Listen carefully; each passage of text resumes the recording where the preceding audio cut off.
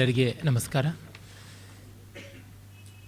ನಿನ್ನೆ, ಇಂದು ಮತ್ತು ನಾಡದ್ದು, ನಾಳೆ ದಿವಸ ಇಲ್ಲದೆ ನಾಡದ್ದು ಜನ್ಮಾಷ್ಟಮಿ ದಿವಸವೇ ಕೃಷ್ಣನನ್ನು ಕುರಿತು ಮಾಡುವುದಾಗ್ತಾ ಇದೆ.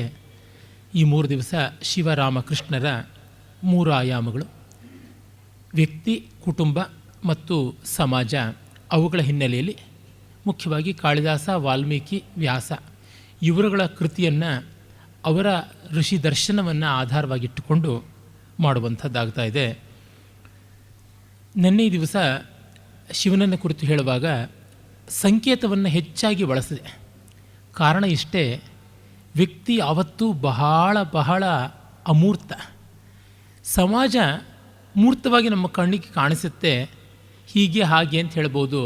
ಆದರೆ ವ್ಯಕ್ತಿಗಳ ನಾಡಿಯನ್ನು ನಾವು ಗುರುತು ಹಿಡಿಯೋದು ತುಂಬ ಕಷ್ಟ. ಯಾಕೆಂದರೆ ಈ ಕಾಲದಲ್ಲಿ ಎಲ್ಲರೂ ಕೆಟ್ಟವರು ಸ್ವಾಮಿ ಅಂದರೆ ಎಲ್ಲರೂ ನಿರಪವಾದವಾಗಿ ಒಪ್ಕೊಂಡು ಬಿಡ್ತೀವಿ. ಆದರೆ ಇಂಥವ್ರು ಕೆಟ್ಟವರು, ಅಂಥವ್ರು ಒಳ್ಳೆಯವರು ಅಂತ ವ್ಯಕ್ತಿಯಾಗಿ ಬಿಡಿಸಿದ್ರೆ ಇಲ್ಲ, ಅವ್ರು ನೋಡಿ ಇಂಥ ಸಂದರ್ಭದಲ್ಲಿ ಒಳ್ಳೆಯವರು, ಇಂಥ ಸಂದರ್ಭದಲ್ಲಿ ಅಂಥ ಕೆಟ್ಟದ್ದನ್ನು ಮಾಡಿದ್ದಾರೆ ಅಂತ ಹಲವು 10 ಬಗೆಯಾಗಿ ಅಭಿಪ್ರಾಯ ಬರುತ್ತದೆ. ವ್ಯಕ್ತಿಯಲ್ಲಿ ಇದಮಿತ್ತಂ ಅಂತ ನಿರ್ದೇಶನ ಮಾಡಿದಾಗ ಆಕ್ಷೇಪಗಳು, ತಗಾದೆಗಳು, ತಕರಾರುಗಳು ಎಲ್ಲ ಬರುತ್ತವೆ. ಆದರೆ ಸಮಾಜದ ಬಗ್ಗೆ ಇಲ್ಲ. ಕಾರಣ ಸಮಾಜ ಅಂದರೆ ಯಾರೂ ಅಲ್ಲ ಅನ್ನುವಂತೆ. ವ್ಯಕ್ತಿಯಲ್ಲಿ ಯಾನೋ ಒಬ್ಬನಾಗೋದ್ರಿಂದ ಆತನ್ನು ಸ್ಪಷ್ಟೀಕರಿಸಿ ಹೇಳುವುದು ಅಂತಂದರೆ ಲೋಕದ್ವೇಷವನ್ನು ಕಟ್ಟಿಕೊಳ್ಳೋದಾಗುತ್ತೆ. ಬೆರಳೆತ್ತಿ ಒಬ್ಬನ್ನು ತೋರಿಸಿ ಹೇಳುವುದು ತುಂಬ ಕಷ್ಟ ಅಂತ ಯಾರೂ ಆ ಕೆಲಸವನ್ನು ಕೈಗೊಳ್ಳುವುದೇ ಇಲ್ಲ. ಈ ದೃಷ್ಟಿಯಿಂದ ಅಮೂರ್ತತೆ ಹೆಚ್ಚು. ಈ ಅಮೂರ್ತತೆಯ ವಿವರಣೆಯನ್ನೇ ತೆಗೆದುಕೊಂಡು ಶಿವನಲ್ಲಿರುವ ಆ ಸಾಂಕೇತಿಕ ಸ್ವಾರಸ್ಯಗಳನ್ನು ನೋಡಿದ್ದಾಯಿತು. ಮತ್ತೊಂದು, ಶಿವನಿಗೆ ಸಂಬಂಧಪಟ್ಟಂತೆ ಎಷ್ಟೇ ಕಥೆಗಳಿದ್ದರೂ ಅವತಾರಗಳಿಲ್ಲ. ವಿಷ್ಣುವಿಗೆ ಅವತಾರಗಳಿವೆ, ಶಿವನಿಗೆ ಅವತಾರವಿಲ್ಲ. ಏನಿದರ ಸ್ವಾರಸ್ಯ ಅಂದರೆ, ಕುಟುಂಬಕ್ಕೆ ಹಲವು ಮುಖಗಳನ್ನು ತಾಳಿ ನೋಡಬೇಕಾಗುತ್ತೆ, ಸಮಾಜಕ್ಕೆ ಮತ್ತೂ ಹಲವು ಮುಖಗಳನ್ನು ತಾಳಬೇಕಾಗುತ್ತೆ. ವ್ಯಕ್ತಿ ತನಗೆ ತಾನೇ ಇನ್ನೇನೂ ಅಲ್ಲ. ಈ ದೃಷ್ಟಿಯಿಂದ ನೋಡಿದಾಗಲೂ ವ್ಯಕ್ತಿಗೆ ಅನೇಕ ರೀತಿಯಾದ ಆಯಾಮಗಳು ಎಷ್ಟಿದ್ರೂ ಅದು ವ್ಯಕ್ತಿಯ ಆಯಾಮಗಳೇ ಹೊರತು ಬೇರೆ ಬೇರೆ ಆಯಾಮಗಳಾಗೋಲ್ಲ. ಅದೇ ಒಂದು ಕುಟುಂಬದಲ್ಲಿ ತಂದೆ ಇರ್ತಾನೆ, ತಾಯಿ ಇರ್ತಾಳೆ, ಅಕ್ಕ ತಂಗಿ ಇರ್ತಾರೆ, ಅಣ್ಣ ತಮ್ಮಂದಿರಿರ್ತಾರೆ, ಹೀಗೆ ಬೇರೆ ಬೇರೆ ಆಯಾಮಗಳಿರ್ತವೆ. ಆದರೆ ವ್ಯಕ್ತಿ ಇದಷ್ಟೇ, ಅದೇನಿದ್ರೂ ಅವನಿಗೆ ಸಂಬಂಧಪಟ್ಟದ್ದು. ಈ ದೃಷ್ಟಿಯಿಂದ ನೋಡಿದರೂ ಶಿವ ನಿರವತಾರಿಯಾಗಿ ಸಂಕೇತ ಮಾತ್ರವಾಗಿ ತೋರುವಂಥದ್ದು. ಮತ್ತು ಆ ಧ್ಯಾನಶೀಲತೆ ಇದೆಯಲ್ಲ, ಅದು ವ್ಯಕ್ತಿಯ ಮೂಲ ಧಾತುವಾಗಿ ಉಳಿಯಬೇಕಾದದ್ದು ಅಂತ ಗಮನಿಸಿದ್ವಿ. ಇನ್ನು ನಾವು ರಾಮನ ಕಡೆಗೆ ಹೋಗೋಣ. ರಾಮ ಕುಟುಂಬವನ್ನು ಪ್ರಧಾನವಾಗಿ ಸಂಕೇತ ಮಾಡ್ತಾನೆ ಅಂತ ಹೇಳಿದೆ. ಇಡೀ ರಾಮಕಥೆಯನ್ನೇ ಗಮನಿಸಿ ನೋಡಿದ್ರೂ ನಮಗದು ಸ್ಪಷ್ಟವಾಗುತ್ತೆ. ಅಷ್ಟೇಕೆ ನಮ್ಮ ದೇಶದಲ್ಲಿ ಈಗಲೂ ಕೂಡ ರಾಮಕಥೆ ಜನಪ್ರಿಯವಾದಷ್ಟು ಕೃಷ್ಣ ಕಥೆ ಅಲ್ಲ. ಸುಮ್ಮನೆ ಒಂದು ಲೆಕ್ಕ ಹಾಕಿ ನೋಡಿ, ನಮ್ಮ ಬೆಂಗಳೂರಿನಲ್ಲಿ ರಾಮ ಮಂದಿರಗಳೆಷ್ಟಿವೆ, ಕೃಷ್ಣ ಮಂದಿರಗಳು ಎಷ್ಟಿವೆ ಅಂತ ನೋಡಿ. ಅಷ್ಟೇಕೆ ನಮ್ಮ ದೇಶದಲ್ಲಿಯೇ ಎಷ್ಟು ಜನ ಮಹಾಭಾರತ ಪಾರಾಯಣ ಮಾಡ್ತಾರೆ, ಎಷ್ಟು ಜನ ರಾಮಾಯಣ ಪಾರಾಯಣ ಮಾಡ್ತಾರೆ ಅಂತ ನೋಡಿ.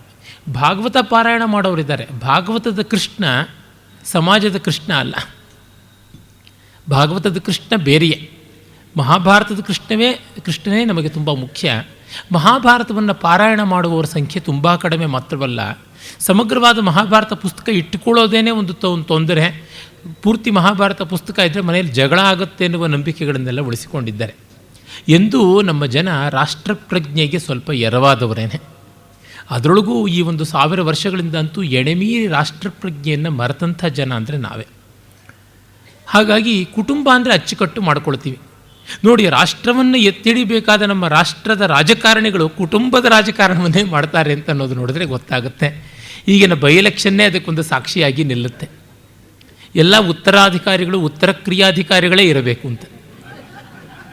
ತಮಗೆ ಯಾರು ತಿಥಿ ಮಾಡಬಲ್ಲರೋ ಅವರೇ ತಮ್ಮ ಸೀಟನ್ನು ಆಕ್ಯುಪೈ ಮಾಡಿಕೊಳ್ಬೇಕು ಅಂತ ನೋಡ್ತಾ ಇದ್ದಾರೆ ಅಂತಂದರೆ ಉತ್ತರ ಕ್ರಿಯಾಧಿಕಾರಿಗಳೇ ಉತ್ತರಾಧಿಕಾರಿಗಳಾಗ್ತಾ ಇದ್ದಾರೆ ಅಂತ ಗೊತ್ತಾಗ್ತಾ ಇದೆ.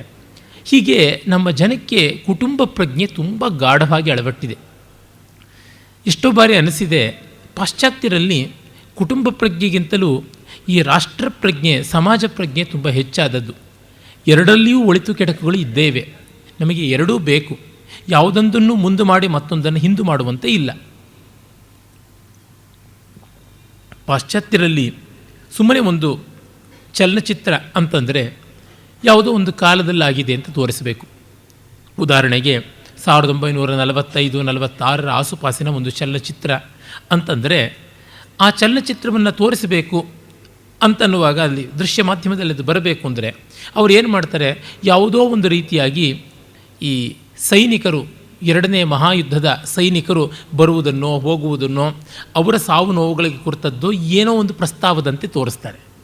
ಅದೇ ನಮ್ಮಲ್ಲಿ 1945 ತೋರಿಸ್ಬೇಕು ಅಂತಂದರು ಏನು ಮಾಡಬೇಕು ಅಂತಂದರು, ಅಪ್ಪನ ಫೋಟೋ ಪಕ್ಕದಲ್ಲಿ ತಾತನ ಫೋಟೋ, ಅಪ್ಪನ ಫೋಟೋ ಬಂದುಬಿಟ್ಟಿದ್ದನು ಸಾಮಾನ್ಯದ ಕಟ್ ಮೀಸೆ ಇದ್ದರೆ ಅದು ಡ್ಯಾಗರ್ ಕಟ್ ಮೀಸೆ ಅಂತಾರಲ್ಲ, ಅದಿದ್ದರೆ ತಾತಂದು ಗಿರ್ಜಾ ಮೀಸೆ ಅನ್ನುವಂಥದ್ದು, ಆ ರೀತಿಯಾದ ವ್ಯತ್ಯಾಸ ಇರುವಂಥದ್ದು ಮಾಡಿ ಮುಂದೆ ಮೊಮ್ಮಗ ನಿಂತ್ಕೊಂಡು ತಾತ ಅಪ್ಪ ಮೊಮ್ಮಗ ಅಂತ ಅಂದುಕೊಳ್ಳುವಂಥದ್ದು ಈ ರೀತಿ ಕಾಣಿಸುತ್ತದೆ.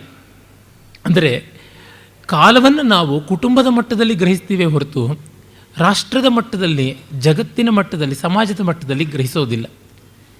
ಹೀಗಾಗಿಯೇ ರಾಮ ನಮಗೆ ಆತ್ಮೀಯನಾದಷ್ಟು ಕೃಷ್ಣ ಆಗಲಿಲ್ಲ.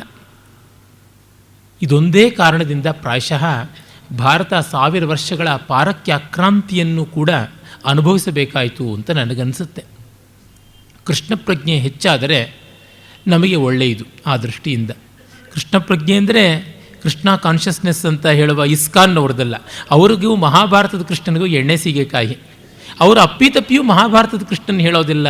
ಏನೇ ಆಗಲಿ ಅವರಿಗೆ ಬೆಣ್ಣೆ ಕದ್ದ ಕೃಷ್ಣನಿಗಿಂತ ಆಚೆಗೆ ಹೋಗೋದೇನೇ ಇಲ್ಲ. ಕೃಷ್ಣನ ರಾಷ್ಟ್ರನೀತಿ, ರಾಜಕೀಯ ವ್ಯಕ್ತಿತ್ವ ಅವುಗಳ ಅಪ್ಪಿತಪ್ಪಿಯೂ ಸುಳಿಯೋದಿಲ್ಲ. ಅವರ ಚಿತ್ರಗಳು ನೋಡಿ, ಪುಸ್ತಕಗಳು ನೋಡಿ, ಎಲ್ಲ ಯುರೋಪ್ನಿಂದ ಎರವಲು ತೆಗೆದುಕೊಂಡಿರ್ತಕ್ಕಂಥದ್ದೇ. ಆ ರೆಬ್ರಾಂಟು, ವರ್ಮಾರು ಇವರುಗಳ ಪೇಂಟಿಂಗಿನ ಛಾಯೆಗಳಾಗಿ ಅಲ್ಲಿಯ ಕೃಷ್ಣ ಬಲರಾಮ ಎಲ್ಲ ಕಾಣಿಸ್ತಾರೆ ಹೊರತು ಅವರಿಗೆ ಅಪ್ಪಟ ಭಾರತೀಯವಾದ ಒಂದು ಅಜಂತಾದ್ದೋ ಎಲ್ಲವರಾದೋ ಅಥವಾ ನಮ್ಮ ಚಿಕಣಿ ಕಲೆಗೆ ಸಂಬಂಧಪಟ್ಟದ್ದು ಆ ರೀತಿಯಾದ ಚಿತ್ರದ ವಿವರಗಳು ತೋರಿಕೊಳ್ಳೋದಿಲ್ಲ. ಅಷ್ಟರ ಮಟ್ಟಿಗೆ ಅವರು ಆ ಪರಕೀಯತೆಯಲ್ಲಿಯೇ ಮುಳುಗಿ ತೇಲ್ತಾ ಇದ್ದಾರೆ. ಏನಿದ್ರೂ ಮೂಗಿನವರೆಗೂ ಗೋಪಿಚಂದನ, ತುಳಸಿ ಮಾಲೆ, ಕಾವಿ ವಸ್ತ್ರ ಅದು ಮಾತ್ರ ಭಾರತೀಯವೇ ಹೊರತು ಇನ್ನು ಆಚಾರ ವಿಚಾರಗಳು ಎಲ್ಲದರ ಐಡಿಯಾಲಜಿ ಅಲ್ಲಿಂದಲೇ ಬಂದದ್ದು. ಅದು ಅಪ್ಪಟ ದೇಶೀಯವಾದ ವಿದೇಶಿ ಸಂಸ್ಥೆ ಅಂತ ಅನ್ನಬೇಕು, ಆ ಥರದ್ದು. ಹಾಗಾಗಿ ಆ ಕೃಷ್ಣ ಕಾನ್ಷಿಯಸ್ನೆಸ್ ಬಗ್ಗೆ ನಾನು ಹೇಳ್ತಿಲ್ಲ. ನಾನು ಅಪ್ಪಟ ಶ್ರೀಕೃಷ್ಣ ಪ್ರಜ್ಞೆ, ಮಹಾಭಾರತದ ಕೃಷ್ಣ ಪ್ರಜ್ಞೆಯನ್ನು ಕುರಿತು ಹೇಳ್ತಾ ಇದ್ದೀನಿ. ಯಾಕೆಂದರೆ ಭಾಗವತದ ಕೃಷ್ಣನಲ್ಲಿ ಸಮಾಜದ ಬಗ್ಗೆಗಿಂತ ಹೆಚ್ಚಾಗಿ ಅದು ಒಂದು ರೀತಿ ವಿಸ್ತಾರವಾದ ಕೌಟುಂಬಿಕವೇ ಆಗಿಬಿಡುತ್ತೆ. ಲೀಲೆಯನ್ನು ಪ್ರಧಾನವಾಗಿ ಮಾಡಿಕೊಂಡು ಹೋದಾಗ ಈ ಉಜ್ವಲವಾದ ಆಯಾಮಗಳು ಕಡಿಮೆ ಆಗುವುದು ಉಂಟು. ಇರಲಿ, ನಾವು ರಾಮಾಯಣಕ್ಕೆ ಬರುವುದಿದ್ದರೆ ರಾಮನ ಕುಟುಂಬ ಪ್ರಜ್ಞೆ ಎಷ್ಟು ವ್ಯಾಪಕವಾಗಿತ್ತು ಅಂತ ಗೊತ್ತಾಗುತ್ತೆ. ಹಾಗಿದ್ದರೆ ರಾಮನ ಕುಟುಂಬ ಪ್ರಜ್ಞೆ ಸಂಕುಚಿತವಾದದ್ದ ಅಲ್ಲ, ಅದು ವ್ಯಾಪ್ತಿ ಎಷ್ಟು ದೊಡ್ಡದು ಅಂತ ನಮಗೆ ತಾನಾಗಿ ತಿಳಿಯುತ್ತದೆ. ಇವು ಯಾವುದೂ ಪರಸ್ಪರ ವಿರೋಧವಲ್ಲದ ರೀತಿಯಲ್ಲಿ ಅವರು ನಡೆಸ್ತಾಯಿದ್ರು, ನಿರ್ವಾಹ ಮಾಡ್ತಾಯಿದ್ರು.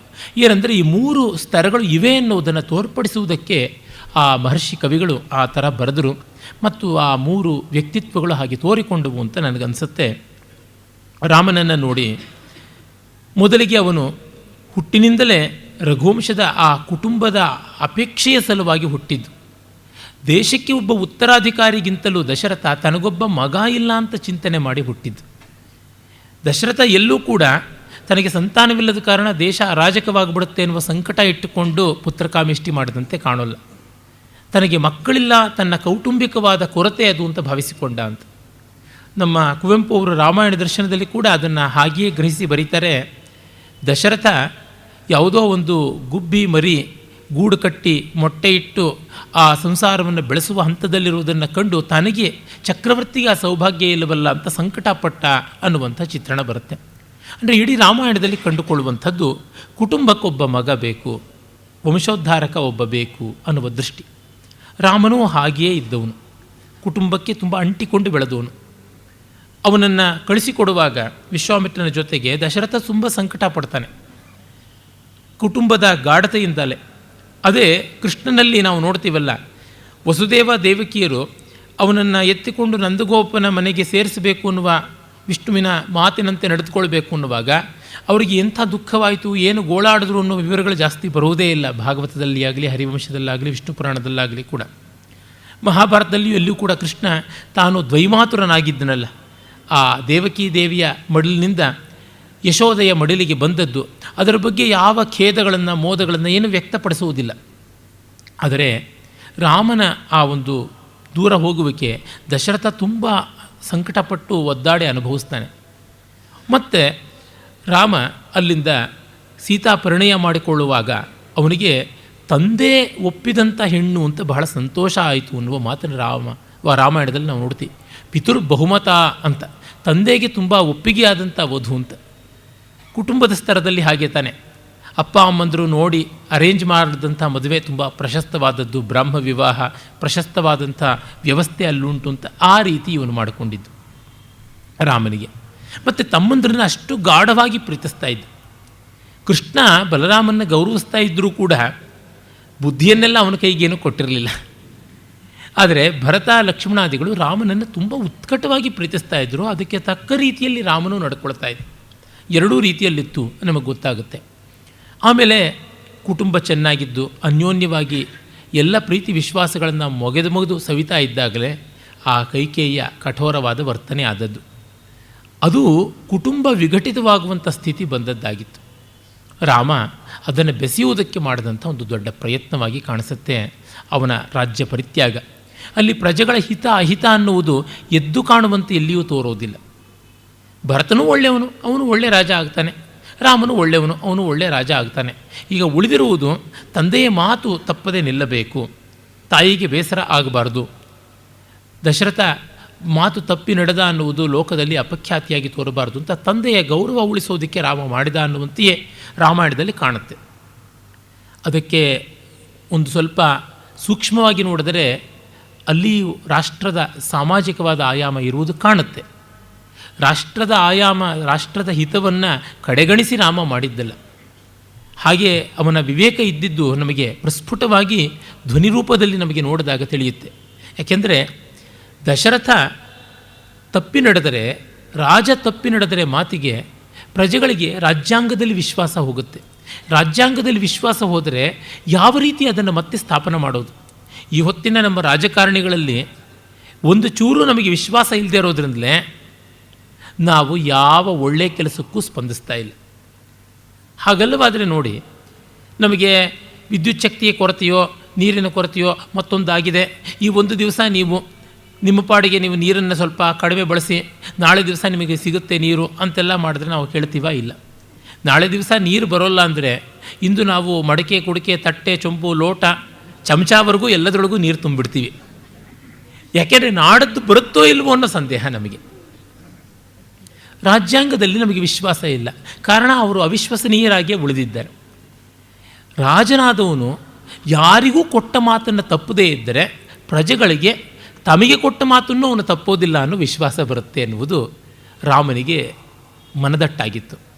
ಹಾಗಾಗಿ ಕುಟುಂಬ ಸ್ತರದಲ್ಲಿ ಸರಿಯಾಗಿ ನಡ್ಕೊಂಡ್ರೆ ಸಮಾಜ ಸ್ತರದಲ್ಲಿಯೂ ಸರಿಯಾಗಿ ನಡ್ಕೊಳ್ಳೋಕ್ಕೆ ಸಾಧ್ಯ ಅನ್ನುವುದನ್ನೆಲ್ಲ ರಾಮ ಗಮನಿಸಿಕೊಂಡಿದ್ದ ಅನಿಸುತ್ತೆ. ಹೀಗಾಗಿ ರಾಮಾಯಣದಲ್ಲಿ ಕುಟುಂಬ ಮುಂಚೂಣಿಯಲ್ಲಿದೆ, ಮುಮ್ಮೇಳದಲ್ಲಿದೆ, ಸಮಾಜ ಹಿಮ್ಮೇಳದಲ್ಲಿದೆ. ಯಾವುದೂ ಒಂದಿಲ್ಲದೆ ಒಂದು ನಡೆಯುವಂಥದ್ದಲ್ಲ. ಅವೆಲ್ಲಕ್ಕೂ ಬುನಾದಿಯಾಗಿ ವ್ಯಕ್ತಿತ್ವ ಇದೆ. ಇವೆಲ್ಲ ಅನ್ಯೋನ್ಯವಾಗಿ ಇದ್ದೇ ಇರ್ತವೆ ಅಂತನ್ನೋದನ್ನು ನನ್ನೆಯೂ ನಾನು ಹೇಳಿದ್ದೆ. ಆದರೆ ಇಲ್ಲಿ ಎದ್ದು ಕಾಣುವಂಥದ್ದು ಕುಟುಂಬ. ಹಾಗಾಗಿ ತಂದೆ ತಾಯಿ ಇವರುಗಳಲ್ಲಿಯೇ ಗಮನ ಇಟ್ಟುಕೊಂಡು ಮುಂದುವರೆದ. ಕಾಡಿಗೆ ಹೋಗೇ ಬಿಟ್ಟ. ನಮಗೆ ಗೊತ್ತೇ ಇದೆ ಕಥೆ. ಭರತ ಬಂದ, ಏನೆಲ್ಲ ಮಾಡಿ ಒಪ್ಪಿಸೋದಕ್ಕೆ ನಿಂತ, ಆದರೂ ರಾಮ ಬರಲಿಲ್ಲ. ಆ ಸಂದರ್ಭದಲ್ಲಿ ಒಂದು ಮಾತು ಹೇಳ್ತಾನೆ, ನೀನು ನಾನು ಕಾಡಿಗೆ ಬರುವುದಕ್ಕೆ ತಾಯಿ ಕಾರಣರಾದಳು ಅಂತ ತಾಯಿ ಮೇಲೆ ಕೋಪ ಮಾಡಿಕೊಳ್ಳಬಾರ್ದು, ಮನ್ಯುರ್ ನಖಲು ಕರ್ತವ್ಯ ಅನ್ನುವ ಮಾತನ್ನು ಹೇಳ್ತಾನೆ. ನಿನ್ನ ತಾಯಿಯನ್ನು ನೀನು ಗೌರವದಿಂದಲೇ ಕಾಣಬೇಕು ಅಂತ. ಮತ್ತೆ ಕುಟುಂಬವನ್ನು ಕಾಪಾಡುವಂಥ ವ್ಯವಸ್ಥೆಯೇ ನಾವು ನೋಡ್ತೀವಿ.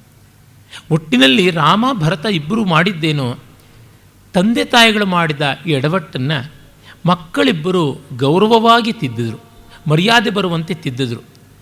ಅವ್ರನ್ನ ಬೈದಾಡಿ ಜಗಳ ಆಡಲಿಲ್ಲ. ಒಂದು ಮಟ್ಟಕ್ಕೆ ಭರತ ಬೈದನಾದರೂ ಅದು ಏಕಾಂತವಾಯಿತೇ ಹೊರತು ಲೋಕಾಂತವಾಗಲಿಲ್ಲ. ಅದು ಏನಿದ್ರೂ ಸದಸ್ಯವಾಗಲಿಲ್ಲ, ರಹಸ್ಯವಾಯಿತು. ಅಂದರೆ ಅಂತಃಪುರದಲ್ಲಿ ಎಲ್ಲೋ ತಾಯಿಯನ್ನು ಬೈದ, ಬೀದಿನಲ್ಲೆಲ್ಲ ನಿಂತು ಬೈದು ಹಾಗೆಲ್ಲ ಮಾಡಲಿಲ್ಲ. ರಾಮನಂತೂ ಎಲ್ಲಿಯೂ ವ್ಯಕ್ತವಾಗಿ ತಂದೆಯನ್ನು ಆಕ್ಷೇಪ ಮಾಡಲಿಲ್ಲ. ಒಂದೇ ಒಂದು ಕಡೆ ಅವನು ಮೊದಲನೆಯ ರಾತ್ರಿ ವನವಾಸಕ್ಕೆ ಬಂದ ರಾತ್ರಿ ತನ್ನ ಆತ್ಮೀಯ ಸೋದರನಾದ ಲಕ್ಷ್ಮಣನ ಜೊತೆ ಹೇಳ್ತಾನೆ, ನನ್ನಂಥ ವಿನಯಶಾಲಿ ಧರ್ಮಜ್ಞನಾದ ಕೃತುದೀಕ್ಷಿತನಾದ ವಿವೇಕ ಇರುವ ಮಗನನ್ನು ತಂದೆಯಾದವನು ಬಿಡ್ತಾನೆ ಅಂದರೆ ಧರ್ಮಕ್ಕಿಂತ ಅರ್ಥಕಾಮಗಳೇ ದೊಡ್ಡದು ಈ ಜಗತ್ತಿನಲ್ಲಿ ಅಂತ ಅನಿಸುತ್ತೆ. ಇಷ್ಟು ಕಾಮಾಂಧರೂ ಉಂಟೆ ಜಗತ್ತಿನಲ್ಲಿ ಅಂತೆಲ್ಲ ಅಂತಾನೆ. ನಿಜ, ರಾಮನಿಗೆ ಆಗಿದೆ ಬೇಸರ. ಆದರೆ ಬೇಸರವನ್ನು ಹತ್ತಿಕ್ಕಿಕೊಳ್ತಾನೆ, ಅದುಮಿಟ್ಟುಕೊಳ್ತಾನೆ, ಮುಚ್ಚಿಟ್ಟುಕೊಳ್ತಾನೆ, ಅದನ್ನು ಮೀರಿ ನಡೀತಾನೆ. ಅಂದರೆ ಕುಟುಂಬದ ಹಿತಕ್ಕಾಗಿ ವ್ಯಕ್ತಿಗಳ ಇಷ್ಟಾನಿಷ್ಟವನ್ನು ಮೀರಬೇಕು ಅನ್ನುವ ತತ್ವವನ್ನು ರಾಮ ತೋರಿಸ್ತಾ ಇದ್ದಾನೆ. ಅದೇ ಶಿವನಲ್ಲಿ ನೋಡಿ, ಅವನ ವ್ಯಕ್ತಿತ್ವ ಅದೆಷ್ಟು ಪ್ರಖರ ವ್ಯಕ್ತಿಯ ವ್ಯಕ್ತಿತ್ವ ಅಂತಂದರೆ, ಹೆಂಡತಿ ಹೋಗ್ತೀನಿ ಅಂತಾಳೆ ತಂದೆ ಮಾಡೋ ಯಜ್ಞಕ್ಕೆ, ಬೇಡ ಅಂತಂತಾನೆ. ಹೋಗಿಯೇ ಹೋಗ್ತೀನಿ ಅಂದರೆ ಹೋಗು ಅಂತಂದ, ಅವಳ ಜೊತೆ ತಾನು ಹೋಗಲಿಲ್ಲ. ಮತ್ತು ಮಾವನಾದವನು ಅವಳಿಗೆ ಅವಮಾನ ಮಾಡ್ದ ಅಂದರೆ ಮಾವನ ಧ್ವಂಸ ಮಾಡೋದಕ್ಕೂ ಸಿದ್ಧ, ಯಜ್ಞ ಧ್ವಂಸವನ್ನೂ ಮಾಡಬಲ್ಲ. ಎಲ್ಲಿಯೂ ಶಿವ ಕಾಂಪ್ರಮೈಸ್ ಮಾಡಿಕೊಳ್ಳುವುದೇ ಇಲ್ಲ. ಆ ವ್ಯಕ್ತಿತ್ವದ ಆ ಖಚಿತವಾದ ಸ್ವರೂಪ ಎಂಥದ್ದು ಅನ್ನೋದು ಗೊತ್ತಾಗುತ್ತೆ, ಅಷ್ಟು ಸ್ಟಬರ್ನಾಗಿ ನಿಲ್ಲಬಲ್ಲಂಥದ್ದು.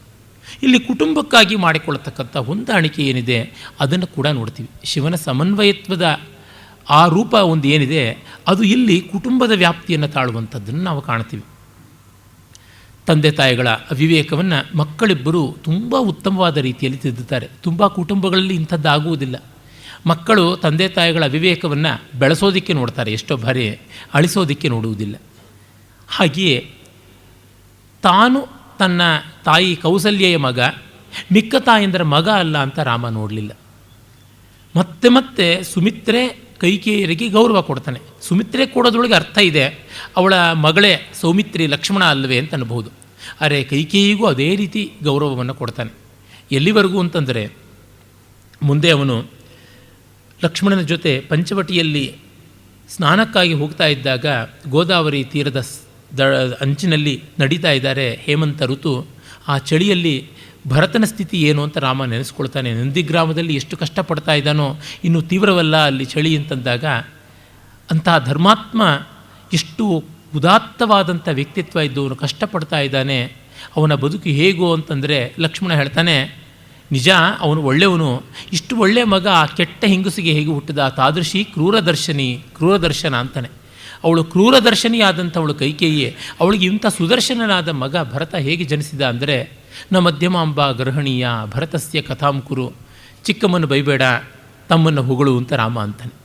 ಅಲ್ಲಿ ಮತ್ತೆ ಕುಟುಂಬದ ಸದಸ್ಯರ ನಡುವೆ ವೈಮನಸ್ಯಗಳು ಬರಬಾರದು ಅನ್ನುವಂತೆ ನೋಡಿಕೊಳ್ಳುವಂಥದ್ದು. ಮತ್ತು ಅವನಿಗೆ ಸರಹಸ್ಯವಾಗಿ ವಿಶ್ವಾಮಿತ್ರರು ಸಾಂಗವಾಗಿ ಪ್ರಯೋಗ ಉಪಸಂಹಾರಾತ್ಮಕವಾಗಿ ಸಮಸ್ತ ಶಸ್ತ್ರಾಸ್ತ್ರಗಳನ್ನು ಉಪದೇಶ ಮಾಡ್ತಾರೆ. ಬಾಲಕಾಂಡದಲ್ಲಿಯೇ ಬರ್ತದೆ. ಬಗೆಬಗೆಯ ಚಕ್ರಗಳನ್ನು, ಬಗೆಬಗೆಯ ಪಾಶಗಳನ್ನು, ಬಗೆಬಗೆಯ ಆಯುಧಗಳನ್ನು ಎಲ್ಲವನ್ನು ಲಕ್ಷ್ಮಣನಿಗೆ ಉಪದೇಶ ಮಾಡುವಂತೆ ಅವನಿಗೆ ಹೇಳಲೂ ಇಲ್ಲ, ಅವನನ್ನು ಜೊತೆಯಲ್ಲಿ ಕೂಡಿಸ್ಕೊಂಡು ಮಾಡಲೂ ಇಲ್ಲ, ಅದು ಏನೂ ಬರೋಲ್ಲ. ಆದರೆ ಇವೆಲ್ಲ ಲಕ್ಷ್ಮಣನಿಗೆ ಗೊತ್ತಿತ್ತು ಅನ್ನುವ ಉಲ್ಲೇಖ ಮುಂದೆ ನಮಗೆ ಗೊತ್ತಾಗುತ್ತೆ. ಯಾವಾಗ ಕಲಿತಾ ರಾಮನೇ ಪ್ರಾಯಶಃ ಹೇಳಿಕೊಟ್ಟಿರಬೇಕು. ಅಂದರೆ ಗುರು ತನಗೆ ಆಜ್ಞೆಯನ್ನು ಕೊಡದೇ ಇದ್ದರೂ ಕೂಡ ತನ್ನೊಟ್ಟಿಗೆ ತಾನು ಕೇಳದೆಯೇ ತನ್ನ ನೆರಳಾಗಿ ಬಂದಂಥ ತಮ್ಮನಿಗೆ ಈ ವಿದ್ಯೆಯಲ್ಲಿ ಲೋಪ ಆಗಬಾರದು ಅಂತ, ಹೀಗೆ ಅವನ್ನೆಲ್ಲವನ್ನೂ ಅವನು ಪಾಠ ಹೇಳಿರ್ತಾನೆ. ಅದು ತಮ್ಮನಿಗೆ ಲೋಪವಾಗಬಾರದು ಅನ್ನೋ ದೃಷ್ಟಿ. ಅದೇ ರೀತಿಯಲ್ಲಿ ಪಟ್ಟಾಭಿಷೇಕ ನಿನಗೆ ಅಂತನ್ನುವ ಮಾತನ್ನು ದಶರಥ ಹೇಳಿದ ತಕ್ಷಣ ಲಕ್ಷ್ಮಣನಿಗೆ ಅವನು ಹೇಳ್ತಾನೆ, ಈ ರಾಜ್ಯ ನಿನ್ನದಪ್ಪ, ನಾವೆಲ್ಲ ಅಣ್ಣ ತಮ್ಮಂದರು ಸೇರಿ ಇದರ ಸುಖವನ್ನು, ಇದರ ಸಂತೋಷವನ್ನು ಅನುಭವಿಸೋಣ ಅನ್ನುವಂಥ ಮಾತನ್ನು ಹೇಳ್ತಾನೆ. ಮತ್ತು ಆ ಸುದ್ದಿ ತಿಳಿದ ತಕ್ಷಣ ತಾಯಿಗೆ ಹೇಳಬೇಕು ಅಂತ ಬರ್ತಾನೆ. ಕೌಸಲ್ಯ ಆಗ ಜುಹೋತಿಸ್ಮಾಗ್ನೋವು ಅಂತಲೇ ಬರುತ್ತೆ, ಅಗ್ನಿಯಲ್ಲಿ ಆಹುತಿ ಕೊಡ್ತಾ ಇರ್ತಾಳೆ, ಅವಳೇ ಸ್ವಯಂ ಹೋಮ ಮಾಡ್ತಾ ಇರ್ತಾಳೆ, ಬಹಳ ಸಂತೋಷ ಪಡ್ತಾಳೆ. ಆಗ ಅವಳು ಹೇಳ್ತಾಳೆ, ನನಗೆ ತುಂಬ ಸಂತೋಷವಾಗಿದೆ ನಿನ್ನ ಅಭ್ಯುದಯದ ವಾರ್ತೆ ಕೇಳಿ ಅಂತ. ರಾಮ ಆಗ ಊರಿನಲ್ಲಿ ಮೆರವಣಿಗೆ ಹೋಗ್ತಾನೆ. ಮತ್ತು ವನವಾಸಕ್ಕೆ ಹೋಗಬೇಕು ಅನ್ನೋ ಸುದ್ದಿ ಬಂದಾಗ ತಕ್ಷಣ ತಾಯಿಗೆ ಬಂದು ಸಮಾಧಾನ ಹೇಳೋದಕ್ಕೆ ನಿಲ್ತಾನೆ. ತಾಯಿ ಹೇಳ್ತಾಳೆ, ನೋಡು ಇದು ನನಗೆ ತುಂಬ ದುಃಖಕಾರಿಯಾದದ್ದು, ಆದರೆ ತಂದೆಗಿಂತ ತಾಯಿ ದೊಡ್ಡವಳು ಅಂತ ಧರ್ಮಶಾಸ್ತ್ರದಲ್ಲಿ ಉಂಟು. ನೀನು ಮಾತೃವಾಕ್ಯ ಪರಿಪಾಲಕನೂ ಆಗಬೇಕು, ಪಿತೃವಾಕ್ಯ ಪರಿಪಾಲನೆ ಹೇಗೋ ಅದಕ್ಕಿಂತ ಉನ್ನತವಾದದ್ದು. ಮುನ್ವೇ ಹೇಳ್ತಾನೆ, ಪಿತ್ರ ಶತಗುಣಂ ಮಾತಾ, ತಾಯಿ ತಂದೆಗಿಂತ 100 ಪಟ್ಟು ದೊಡ್ಡವಳು ಅಂತ. ನೀನು ನನ್ನನ್ನು ನಿನ್ನ ಜೊತೆ ಕಾಡಿನಲ್ಲಿ ಕರೆದುಕೊಂಡು ಹೋಗು, ನನಗೆ ಈ ಗಂಡನ ಜೊತೆ ಇರೋದಕ್ಕೆ ಇಷ್ಟ ಇಲ್ಲ, ನನಗೆ ಅಯೋಧ್ಯೆ ಆಗೋದಿಲ್ಲ, ನೀನೆಲ್ಲಿದ್ದರೆ ಅಲ್ಲಿ ನನಗೆ ನೆಮ್ಮದಿ ಅಂತ. ಕುಟುಂಬ ಒಡೆಯುವಂಥ ಸ್ಥಿತಿ, ಗಂಡ ಹೆಂಡತಿ ಬೇರಾಗುವ ಸ್ಥಿತಿ, ಧ್ರುವೀಕರಣ ಎಲ್ಲದ್ದು ರಾಮನಾದವನು ಎಷ್ಟು ಚೆನ್ನಾಗಿ ನಿರ್ವಾಹ ಮಾಡ್ತಾನೆ ನೋಡಿ. ಆ ಯುಕ್ತಿ ಧರ್ಮಶಾಸ್ತ್ರೀಯವಾಗಿ ಬರುತ್ತೆ. ಹೇಳ್ತಾನೆ, ತಾಯಿ ನೀನು ನನಗೆ ತಾಯಿಯಾಗುವ ಮುನ್ನವೇ ದಶರಥನ ಪತ್ನಿ ಅಂತ. ಕೌಸಲ್ಯಗೆ ತಾಯ್ತನದ ಅರ್ಹತೆ ಬಂದಿದ್ದು ಪತ್ನಿತ್ವದ ಅರ್ಹತೆಯ ಬಳಿಕ. ಮತ್ತು ಗಂಡ ಬದುಕಿರುವವರೆಗೂ ಹೆಂಡತಿ ಗಂಡನ ಜೊತೆ ಇರಬೇಕೇ ಹೊರತು ಮಕ್ಕಳ ಜೊತೆ ಅಲ್ಲ. ಅದನ್ನು ಮನು ಕೂಡ ಹೇಳ್ತಾನೆ, ಶೈಶವದಲ್ಲಿ ತಂದೆ ರಕ್ಷಣೆ ಮಾಡಬೇಕು, ಆಮೇಲೆ ಮುಪ್ಪಿನವರೆಗೆ ಗಂಡ, ಮುಪ್ಪಿನ ಕಾಲದಲ್ಲಿ ಮಕ್ಕಳು ರಕ್ಷಣೆ ಮಾಡಬೇಕು ಅಂತ ಉಂಟು. ಹಾಗಾಗಿ ನೀನು ಯಾವ ಥರ ಬಿಟ್ಟು ಬರೋದಕ್ಕೆ ಸಾಧ್ಯ? ಮತ್ತು ಗಂಡನ ಅರ್ಧ ಭಾಗವೇ ನೀನಾದ ಮೇಲೆ ಗಂಡನ ಮಾತನ್ನು ನೆರವೇರಿಸೋದಕ್ಕೆ ತ್ರಿಕರಣಪೂರ್ವಕವಾಗಿ ಶ್ರಮಿಸಬೇಕು. ಗಂಡನ ಕೆಲಸಕ್ಕೆ ವ್ಯತಿರಿಕ್ತವಾಗಿ ನಡ್ಕೊಳ್ಳುವಂತೆ ಇಲ್ಲ. ನೀವಿಬ್ಬರೂ ಸೇರಿ ಒಮ್ಮನದಿಂದ ನಡೆಯಬೇಕಾದದ್ದು. ಅದರಿಂದ ನೀನು ನನ್ನ ಜೊತೆ ವನವಾಸಕ್ಕೆ ಬರೋದು ಸರಿಯಲ್ಲ ಅಂತ. ಈ ಯುಕ್ತಿಯನ್ನು ಹಿಡಿದು ಮುಂದೆ ಸೀತೆ ಹೇಳ್ತಾಳೆ, ನಿನ್ನ ತಾಯಿಗೊಂದು ಯುಕ್ತಿ, ನನಗೊಂದು ಯುಕ್ತಿ, ನಾನು ನಿನ್ನ ಜೊತೆ ಕಾಡಿಗೆ ಬರ್ತೀನಿ ಅಂತ. ಅವನು ಒಪ್ಪಿಕೊಳ್ತಾನೆ. ಮತ್ತೆ ನೋಡಿ, ತಮ್ಮ ಬಂದೇ ಬರ್ತೀನಿ ಅಂತ ಹಠ ಮಾಡಿದಾಗ ಅವನನ್ನು ಸೇರಿಸ್ಕೊಳ್ತಾನೆ. ರಾಮ ಒಂಟಿಯಾಗಿ ಎಲ್ಲಿಯೂ ಇರಲಿಲ್ಲ. ಹೆಂಡತಿ, ತಮ್ಮ ಏನು ಜ್ಯೇಷ್ಠೋಭ್ರಾತ ಪಿತೃಸಮಃ ಅಂತಾರೆ, ಹಿರಿಯಣ್ಣ ತಂದೆಯ ಸ್ಥಾನದಲ್ಲಿರುವವನು ಅಂತ. ಹೀಗಾಗಿ ಅದು ಒಂದು ಮಿನಿಯೇಚರ್ ಫ್ಯಾಮಿಲಿ, ಮೈಕ್ರೋ ಫ್ಯಾಮಿಲಿಯಾಗಿಯೇ ಇರುವಂಥದ್ದು ರಾಮ, ಲಕ್ಷ್ಮಣ, ಸೀತೆ. ಇಲ್ಲಿ ಅಯೋಧ್ಯೆಯ ಕೌಟುಂಬಿಕ ವ್ಯವಸ್ಥೆ ವಿಘಟಿತವಾಗದಂತೆ ಕಾಪಾಡ್ತಾನೆ. ಹೇಗೆ ಭರತ, ಸುಮಿತ್ರೆ, ಶತ್ರುಘ್ನ ಇವರುಗಳೆಲ್ಲ ಒಟ್ಟಿಗಿರಬೇಕು ಅನ್ನುವ ಮೂಲಕವಾಗಿ. ಈ ಒಂದು ಕೌಟುಂಬಿಕವಾದ ಆಯಾಮ ಎಷ್ಟು ಆಳಕ್ಕೆ ಹೋಗುತ್ತೆ ಅಂತಂದರೆ, ಮುಂದೆ ರಾವಣ ಸಂಹಾರವಾಗಿ ಪುಷ್ಪಕ ವಿಮಾನದಲ್ಲಿ ಎಲ್ಲರೂ ಬರ್ತಾ ಇರುವಾಗ ನಂದಿಗ್ರಾಮದ ಭರತನ ಸ್ಥಾನ, ನೀನು ಬರುವುದು ಒಂದು ದಿನ ತಡವಾದರೂ ಅಗ್ನಿಪ್ರವೇಶ ಮಾಡ್ತೀನಿ ಅಂತ ಪ್ರತಿಜ್ಞೆ ಮಾಡಿದ್ದಾನೆ. ಆ ಒಂದು ಆತಂಕದಿಂದಲೇ ಪುಷ್ಪಕ ವಿಮಾನದಲ್ಲಿ ರಾಮ ಬಂದಿದ್ದಾನೆ. ಹಾಗಿದ್ದರೂ ಭರದ್ವಾಜಾಶ್ರಮದಲ್ಲಿ ಒಂದು ಕ್ಷಣಕಾಲ ನಿಲ್ತಾನೆ. ನಿಂತು ಹನುಮಂತನಿಗೆ ಹೇಳ್ತಾನೆ, ನೀನು ಹೋಗಿ ಭರತನಿಗೆ ನನ್ನ ಆಗಮನದ ವಾರ್ತೆ ಹೇಳು. ಅವನ ಮುಖದಲ್ಲಿ ಏನಾದರೂ ಬದಲಾವಣೆ ಬಂದರೆ ನನಗೆ ಮರುಕ್ಷಣ ಬಂದು ತಿಳಿಸು. ಯಾಕೆಂದರೆ 14 ವರ್ಷಕ್ಕೆ ಮುನ್ನ ರಾಜ್ಯವನ್ನು ಕೊಡ್ತೀನಿ ಅಂತ ಭರತ ಬಂದಿದ್ದ, ವ್ರತಿಯಾಗಿದ್ದ, ಪಾದುಕಾ ಪಟ್ಟಾಭಿಷೇಕವನ್ನೇ ಮಾಡ್ದ. ಆದರೆ ಅಧಿಕಾರ ಸೂತ್ರವನ್ನು ಹಿಡಿದ ಮೇಲೆ ಮನುಷ್ಯರ ಸ್ವಭಾವ ಹೇಗೂ ಹೇಳೋಕ್ಕಾಗೋಲ್ಲ. ನಾನು ಅವನನ್ನು ಆ ಸ್ಥಾನದಿಂದ ಕೀಳೋದಕ್ಕೆ ಇಷ್ಟಪಡೋದಿಲ್ಲ, ನಾನು ಹೀಗೆ ಎಲ್ಲಿಗಾದರೂ ಹೋಗ್ತೀನಿ ಅಂತ. ಅಂದರೆ ಕುಟುಂಬದ ಪ್ರೇಮ ಉಳಿಯಬೇಕು, ಅದಕ್ಕಾಗಿ ಈ ತ್ಯಾಗ ಏನು ದೊಡ್ಡದಲ್ಲ ಅನ್ನುವಂಥದ್ದು ಅವನ ದೃಷ್ಟಿ. ಮತ್ತು ಭರತನಾದರೂ ಇವನಿಗಿಂತ ದೀನನಾಗಿದ್ದ ಅಂತ ಗೊತ್ತಾಗುತ್ತದೆ. ಹನುಮಂತ ಭರತನಿಗೆ ರಾಮಾಗಮನದ ಸುದ್ದಿ ಹೇಳಿದ ಮೇಲೆ ವಾಪಸ್ ಬಂದು ಹೇಳೋದೂ ಇಲ್ಲ. ಅದರಿಂದಲೇ ರಾಮ ಊಹೆ ಮಾಡಿಕೊಳ್ತಾನೆ ಭರತನ ರೀತಿ ಎಂಥದ್ದಾಗಿರಬೇಕು ಅಂತ. ಮತ್ತು ಹನುಮಂತ ಬರದೇ ಇದ್ದಿದ್ದಕ್ಕೆ ಒಂದು ಸ್ವಾರಸ್ಯವಾದ ಕಾರಣ ಏನು ಅಂತನ್ನೋದನ್ನು ರೈಟ್ ಆನರಬಲ್ ವಿ ಶ್ರೀನಿವಾಸ ಶಾಸ್ತ್ರಿಗಳು ಹೇಳ್ತಾರೆ. ಹನುಮಂತನಿಗೆ ಋಷಿಶಾಪದಿಂದ ಮರವೇ ಉಂಟಾಗಿತ್ತು ಅಂತ. ಅವನ ಪರಾಕ್ರಮವೂ ಅವನಿಗೆ ಗೊತ್ತಾಗ್ತಿರಲಿಲ್ಲ, ಆಗಾಗ ಸ್ವಲ್ಪ ಮರೆಯುವಂಥ ಸ್ವಭಾವ ಇತ್ತು. ಅದು ಇಲ್ಲಿ ಗೋಚರವಾಗುತ್ತೆ. ರಾಮ ಹೇಳಿದ್ದ, ಮತ್ತೆ ಬಂದು ನೀನು ನನಗೆ ಸುದ್ದಿ ತಿಳಿಸು ಅಂತ, ಅದನ್ನು ಮರೆತು ಬಿಟ್ಟ ಅಂತ. ಅದು ಒಂದು ಕಾವ್ಯ ಸ್ವಾರಸ್ಯದ ಚಮತ್ಕಾರ ಇರಲಿ. ಮತ್ತು ನಾವು ರಾಮನ ಕೌಟುಂಬಿಕವಾದ ಆಯಾಮಕ್ಕೆ ಬಂದರೆ, ತನ್ನ ಕುಟುಂಬ ಉಳಿಯಬೇಕು ಅನ್ನೋದು ಮಾತ್ರವಲ್ಲ, ಎಲ್ಲರ ಕುಟುಂಬವೂ ಚೆನ್ನಾಗಿರಬೇಕು ಅನ್ನೋದು ಅವನ ಮನೀಷೆ, ಅವನ ಅಪೇಕ್ಷೆ. ಹಾಗಾಗಿಯೇ ಅವನು ವಾಲಿ ಸುಗ್ರೀವರ ಮಧ್ಯೆ ಸಂಗ್ರಾಮ ಬಂದಾಗಲೂ ಕೂಡ, ಅದು ಅನಿವಾರ್ಯವಾದಾಗಲೂ ಕೂಡ, ವಾಲಿಯನ್ನು ಕೊಂದ ಮೇಲೂ ಆ ಸ್ನೇಹ ವಿಶ್ವಾಸ ಚೆನ್ನಾಗಿರುವಂತೆ ನೋಡಿಕೊಳ್ತಾನೆ. ತಾರೆ ಎಷ್ಟು ಆಕ್ಷೇಪ ಮಾಡಿದ್ರು ಅವಳಿಗೆ ಸಾಂತ್ವ ಹೇಳ್ತಾನೆ ಹೊರತು ಅವಳಿಗೆ ಪ್ರತಿಕೂಲವಾಗಿ ಮಾತನಾಡುವುದಿಲ್ಲ. ಅಂಗದನನ್ನು ಯುವರಾಜನಂತೆ ನೋಡಿಕೋ, ಯುವರಾಜ್ಯಾಭಿಷೇಕ ಮಾಡಿಸು ಅಂತ ಹೇಳ್ತಾನೆ. ಮತ್ತು ತಾರೆ ಸುಗ್ರೀವನ ಕೈಯನ್ನೇ ಹಿಡಿತಾಳೆ. ಆ ಕುಟುಂಬ ಗಟ್ಟಿಯಾಗುವುದನ್ನೇ ಅವನು ಕಾಣ್ತಾ ಇದ್ದ. ಮತ್ತು ಲಂಕೆಯಲ್ಲಾದರೂ ಅಷ್ಟೆ, ಅನಿವಾರ್ಯವಾದಕ್ಕಾಗಿ ವಿಭೀಷಣ ಹೊರಗೆ ಬರಬೇಕಾಯ್ತಲ್ಲ, ಅದು ಗೊತ್ತಿದ್ದರಿಂದ ವಿಭೀಷಣ ಶರಣಾಗತಿಯನ್ನು ಅಂಗೀಕರಿಸದೇ ಹೊರತು ಆ ಕುಟುಂಬದ ಒಳಜಗಳವನ್ನು ಲಾಭಕ್ಕಾಗಿ ತೆಗೆದುಕೊಳ್ಳೋದಿಕ್ಕೆ ಅಂತಲ್ಲ. ಹಾಗೆಯೇ ಸುಗ್ರೀವ ತನ್ನ ಅಣ್ಣನಿಗೆ ಅಂತ್ಯಕ್ರಿಯೆ ಮಾಡುವಾಗ ತಾನೂ ಅವನ ಜೊತೆಗೆ ಅದೇ ದುಃಖದಲ್ಲಿ ಸಹಭಾಗಿ ಎಂಬಂತೆ ಪಾಲ್ಗೊಳ್ತಾನೆ ಅಂತ ರಾಮಾಯಣದಲ್ಲಿ ವಾಲ್ಮೀಕಿಗಳು ಹೇಳ್ತಾರೆ. ಇನ್ನು ರಾವಣನ ಸಂದರ್ಭದಲ್ಲಂತೂ ವಿಭೀಷಣ ಇವನಿಗೆ ಅಂತ್ಯಷ್ಟಿಯೇ ಮಾಡೋದಿಲ್ಲ ಅಂತ ಹೇಳಿದಾಗ, ನೀನು ಆ ಥರ ನಿರಾಕರಿಸುವಂತೆ ಇಲ್ಲ, ಇವನನ್ನು ನಾನು ಅಣ್ಣ ಅಂತ ಸ್ವೀಕರಿಸ್ತೀನಿ ಅಂತಾನೆ. ಮರಣಾಂತಾನಿ ವೈರಾಣಿ ನಿವೃತ್ತಂನ ಪ್ರಯೋಜನಂ ಕ್ರಿಯತಾಂ ಅಸ್ಯ ಸಂಸ್ಕಾರ ತವಾಪ್ಯೇಷ ಯಥಾ ಮಮ. ಸಾವಿನ ಬಳಿಕ ವೈರ ಇಲ್ಲ, ನಿನಗೆ ಸಂಸ್ಕಾರ ಮಾಡೋದ್ರೊಳಗೆ ಇಷ್ಟ ಇಲ್ಲದಿದ್ದರೆ ನಾನು ಇವನನ್ನು ತವಾಪ್ಯೇಷ ಯಥಾ ಮಮ, ನಿನಗೆ ಇವನು ಹೇಗೆ ಅಣ್ಣನೋ ಹಾಗೆ ಅಣ್ಣ ಅಂತ ಭಾವಿಸಿ ಮಾಡ್ತೀನಿ ಅಂತಾನೆ. ಈ ಮಟ್ಟಕ್ಕೆ ತನ್ನ ವೈರಿಯನ್ನು ಸೋದರನನ್ನಾಗಿ ಗ್ರಹಿಸಬಲ್ಲಂಥವನು ಆ ಕೌಟುಂಬಿಕವಾದ ಸಾಮರಸ್ಯ ಕಾಪಾಡಬೇಕು. ಯಾಕೆಂದರೆ ಮಂಡೋದರಿ ನೋಡ್ತಾ ಇರ್ತಾಳೆ, ಅವಳಿಗೆ ಬೇಸರ ಆಗೋದಿಲ್ವಾ, ಲಕ್ಷ್ಮಣ ಏನು ಹೀಗೆ ಮಾಡ್ದ ಅಂತ. ಕುಂಭಕರ್ಣನ ಹೆಂಡತಿ ನೋಡ್ತಾ ಇರ್ತಾಳೆ. ಈ ಥರ ಅವರಿಗೆಲ್ಲ ದುಃಖ ಆಗಬಾರ್ದಲ್ವ. ಅದಕ್ಕಾಗಿ ಆಗಿದ್ದ ಆಯಿತು, ಸಾವು ನೋವು, ಇನ್ನು ಮುಂದೆ ಕುಟುಂಬ ಚೆನ್ನಾಗಿರಬೇಕು ಅನ್ನುವ ಈ ಕಾಳಜಿಯನ್ನು ಆದ್ಯಂತವಾಗಿ ರಾಮ ಪಾಲಿಸ್ತಾ ಇದ್ದ. ಅದು ಎಲ್ಲಿವರೆಗೂ ಅಂದರೆ, ಮುಂದೆ ಸೀತಾಪರಿತ್ಯಾಗ ಕಾಲದಲ್ಲಿ ತನ್ನ ಪ್ರಜೆಗಳ ಕುಟುಂಬದಲ್ಲಿ ತಗಾದೆಗಳು ಬಂದು ಒಬ್ಬರ ಮೇಲೆ ಇನ್ನೊಬ್ಬರು ಶಂಕೆ ಮಾಡಿಕೊಂಡು ಜಗಳ ಆಡಬಾರ್ದು ಅನ್ನೋ ದೃಷ್ಟಿಯಿಂದಲೇ ತಾನು ಪ್ರಶ್ನಾತೀತನಾಗಿರೋದಕ್ಕೆ ತನ್ನ ಕುಟುಂಬವನ್ನೂ ಎರವು ಮಾಡಿಕೊಳ್ಳೋ ಮಟ್ಟಕ್ಕೆ, ತನಗೆ ತಾನೇ ತೊಂದರೆಯನ್ನು ಮಾಡಿಕೊಳ್ಳುವ ಮಟ್ಟಕ್ಕೆ ಅವನು ಲೋಕದ ಕುಟುಂಬ ವ್ಯವಸ್ಥೆ ಚೆನ್ನಾಗಿರಬೇಕು ಅಂತ ನೋಡಿದ. ಆಮೇಲೆ ಅವನು ಯಾರನ್ನೂ ತನ್ನ ಕುಟುಂಬದ ಸದಸ್ಯರಲ್ಲಿ ಒಬ್ಬರನ್ನಾಗಿ ಮಾಡಿಕೊಳ್ತಾ ಇದ್ದ. ಗುಹ ಮೊದಲಿಗೆ ಕಾಣುವಂಥವನು. ಗುಹನಿಗೆ ಹೇಳ್ತಾನೆ, ಇದುವರೆಗೂ ನಾವು 4 ಅಣ್ಣ ತಮ್ಮಂದಿರಿದ್ವಿ, ಇನ್ನು ಮುಂದೆ ನಾವು ಒಟ್ಟು 5 ಅನ್ನುವ ಮಾತನ್ನು ಹೇಳ್ತಾನೆ.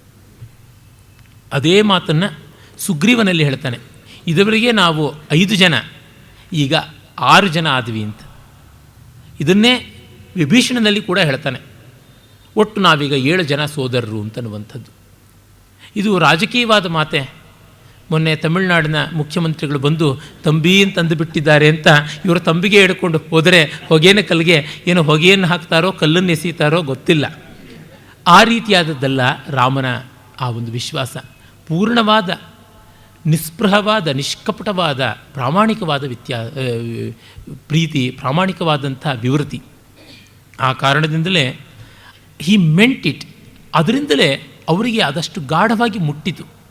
ಹಾಗೆ ಮುಟ್ಟದೇ ಇದ್ದರೆ ಗುಹನಾಗಲಿ, ಹನುಮಂತನಾಗಲಿ, ವಿಭೀಷಣನಾಗಲಿ, ಸುಗ್ರೀವನಾಗಲಿ ಯಾರಾದರೂ ಆ ಮಟ್ಟದಲ್ಲಿ ಸ್ಪಂದಿಸ್ತಾ ಇರಲಿಲ್ಲ. ಅವರಿಗೆ ಆ ಭಾವನೆ ಆಯಿತು.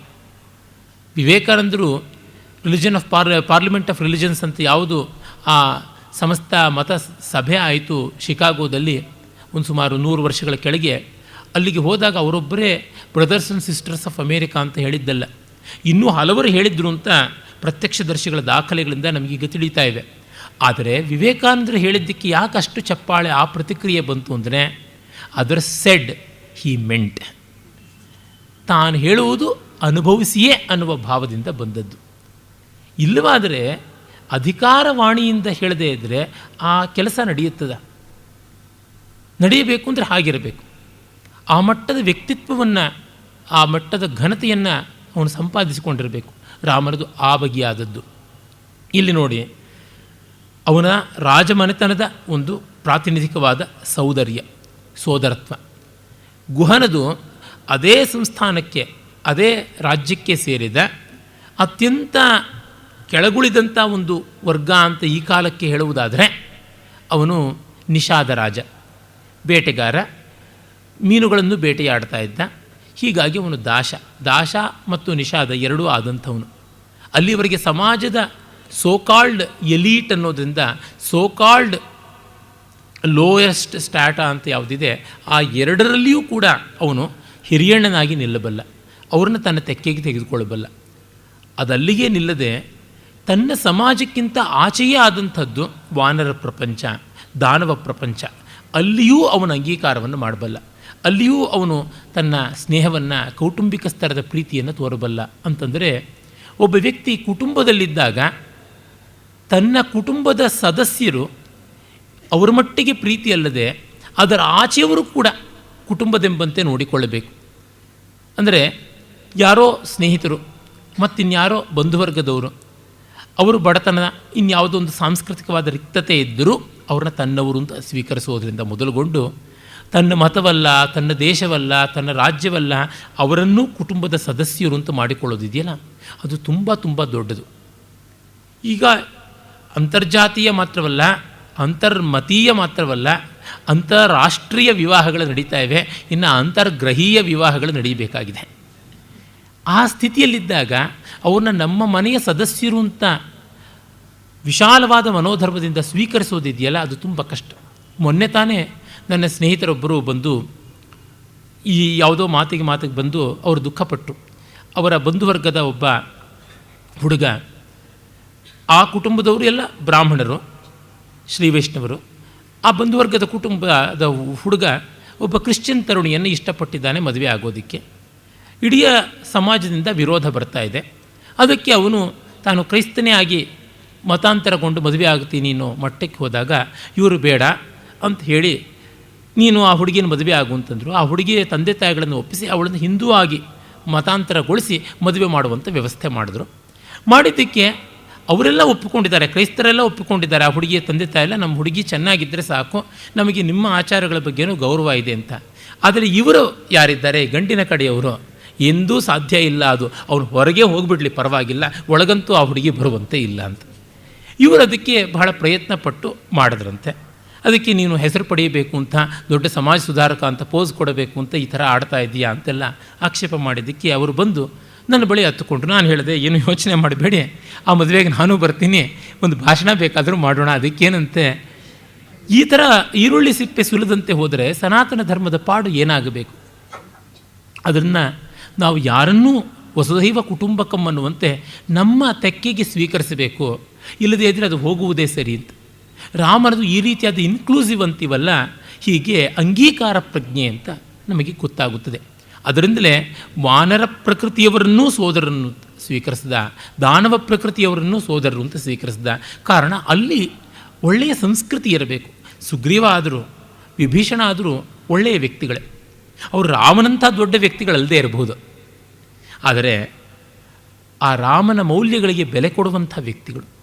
ನಮ್ಮಲ್ಲಿ ಎಲ್ಲರೂ ಕೂಡ ಮೌಲ್ಯವನ್ನು ಶುದ್ಧವಾಗಿ ಆಚರಣೆ ಮಾಡುವ ಮಟ್ಟಕ್ಕಿಲ್ಲದೇ ಇದ್ದರೂ ದೊಡ್ಡ ಮೌಲ್ಯಗಳಿಗೆ ತಲೆಬಾಗುವಂಥ ಮನಸ್ತತ್ವದರಾಗಿರ್ತಾರೆ.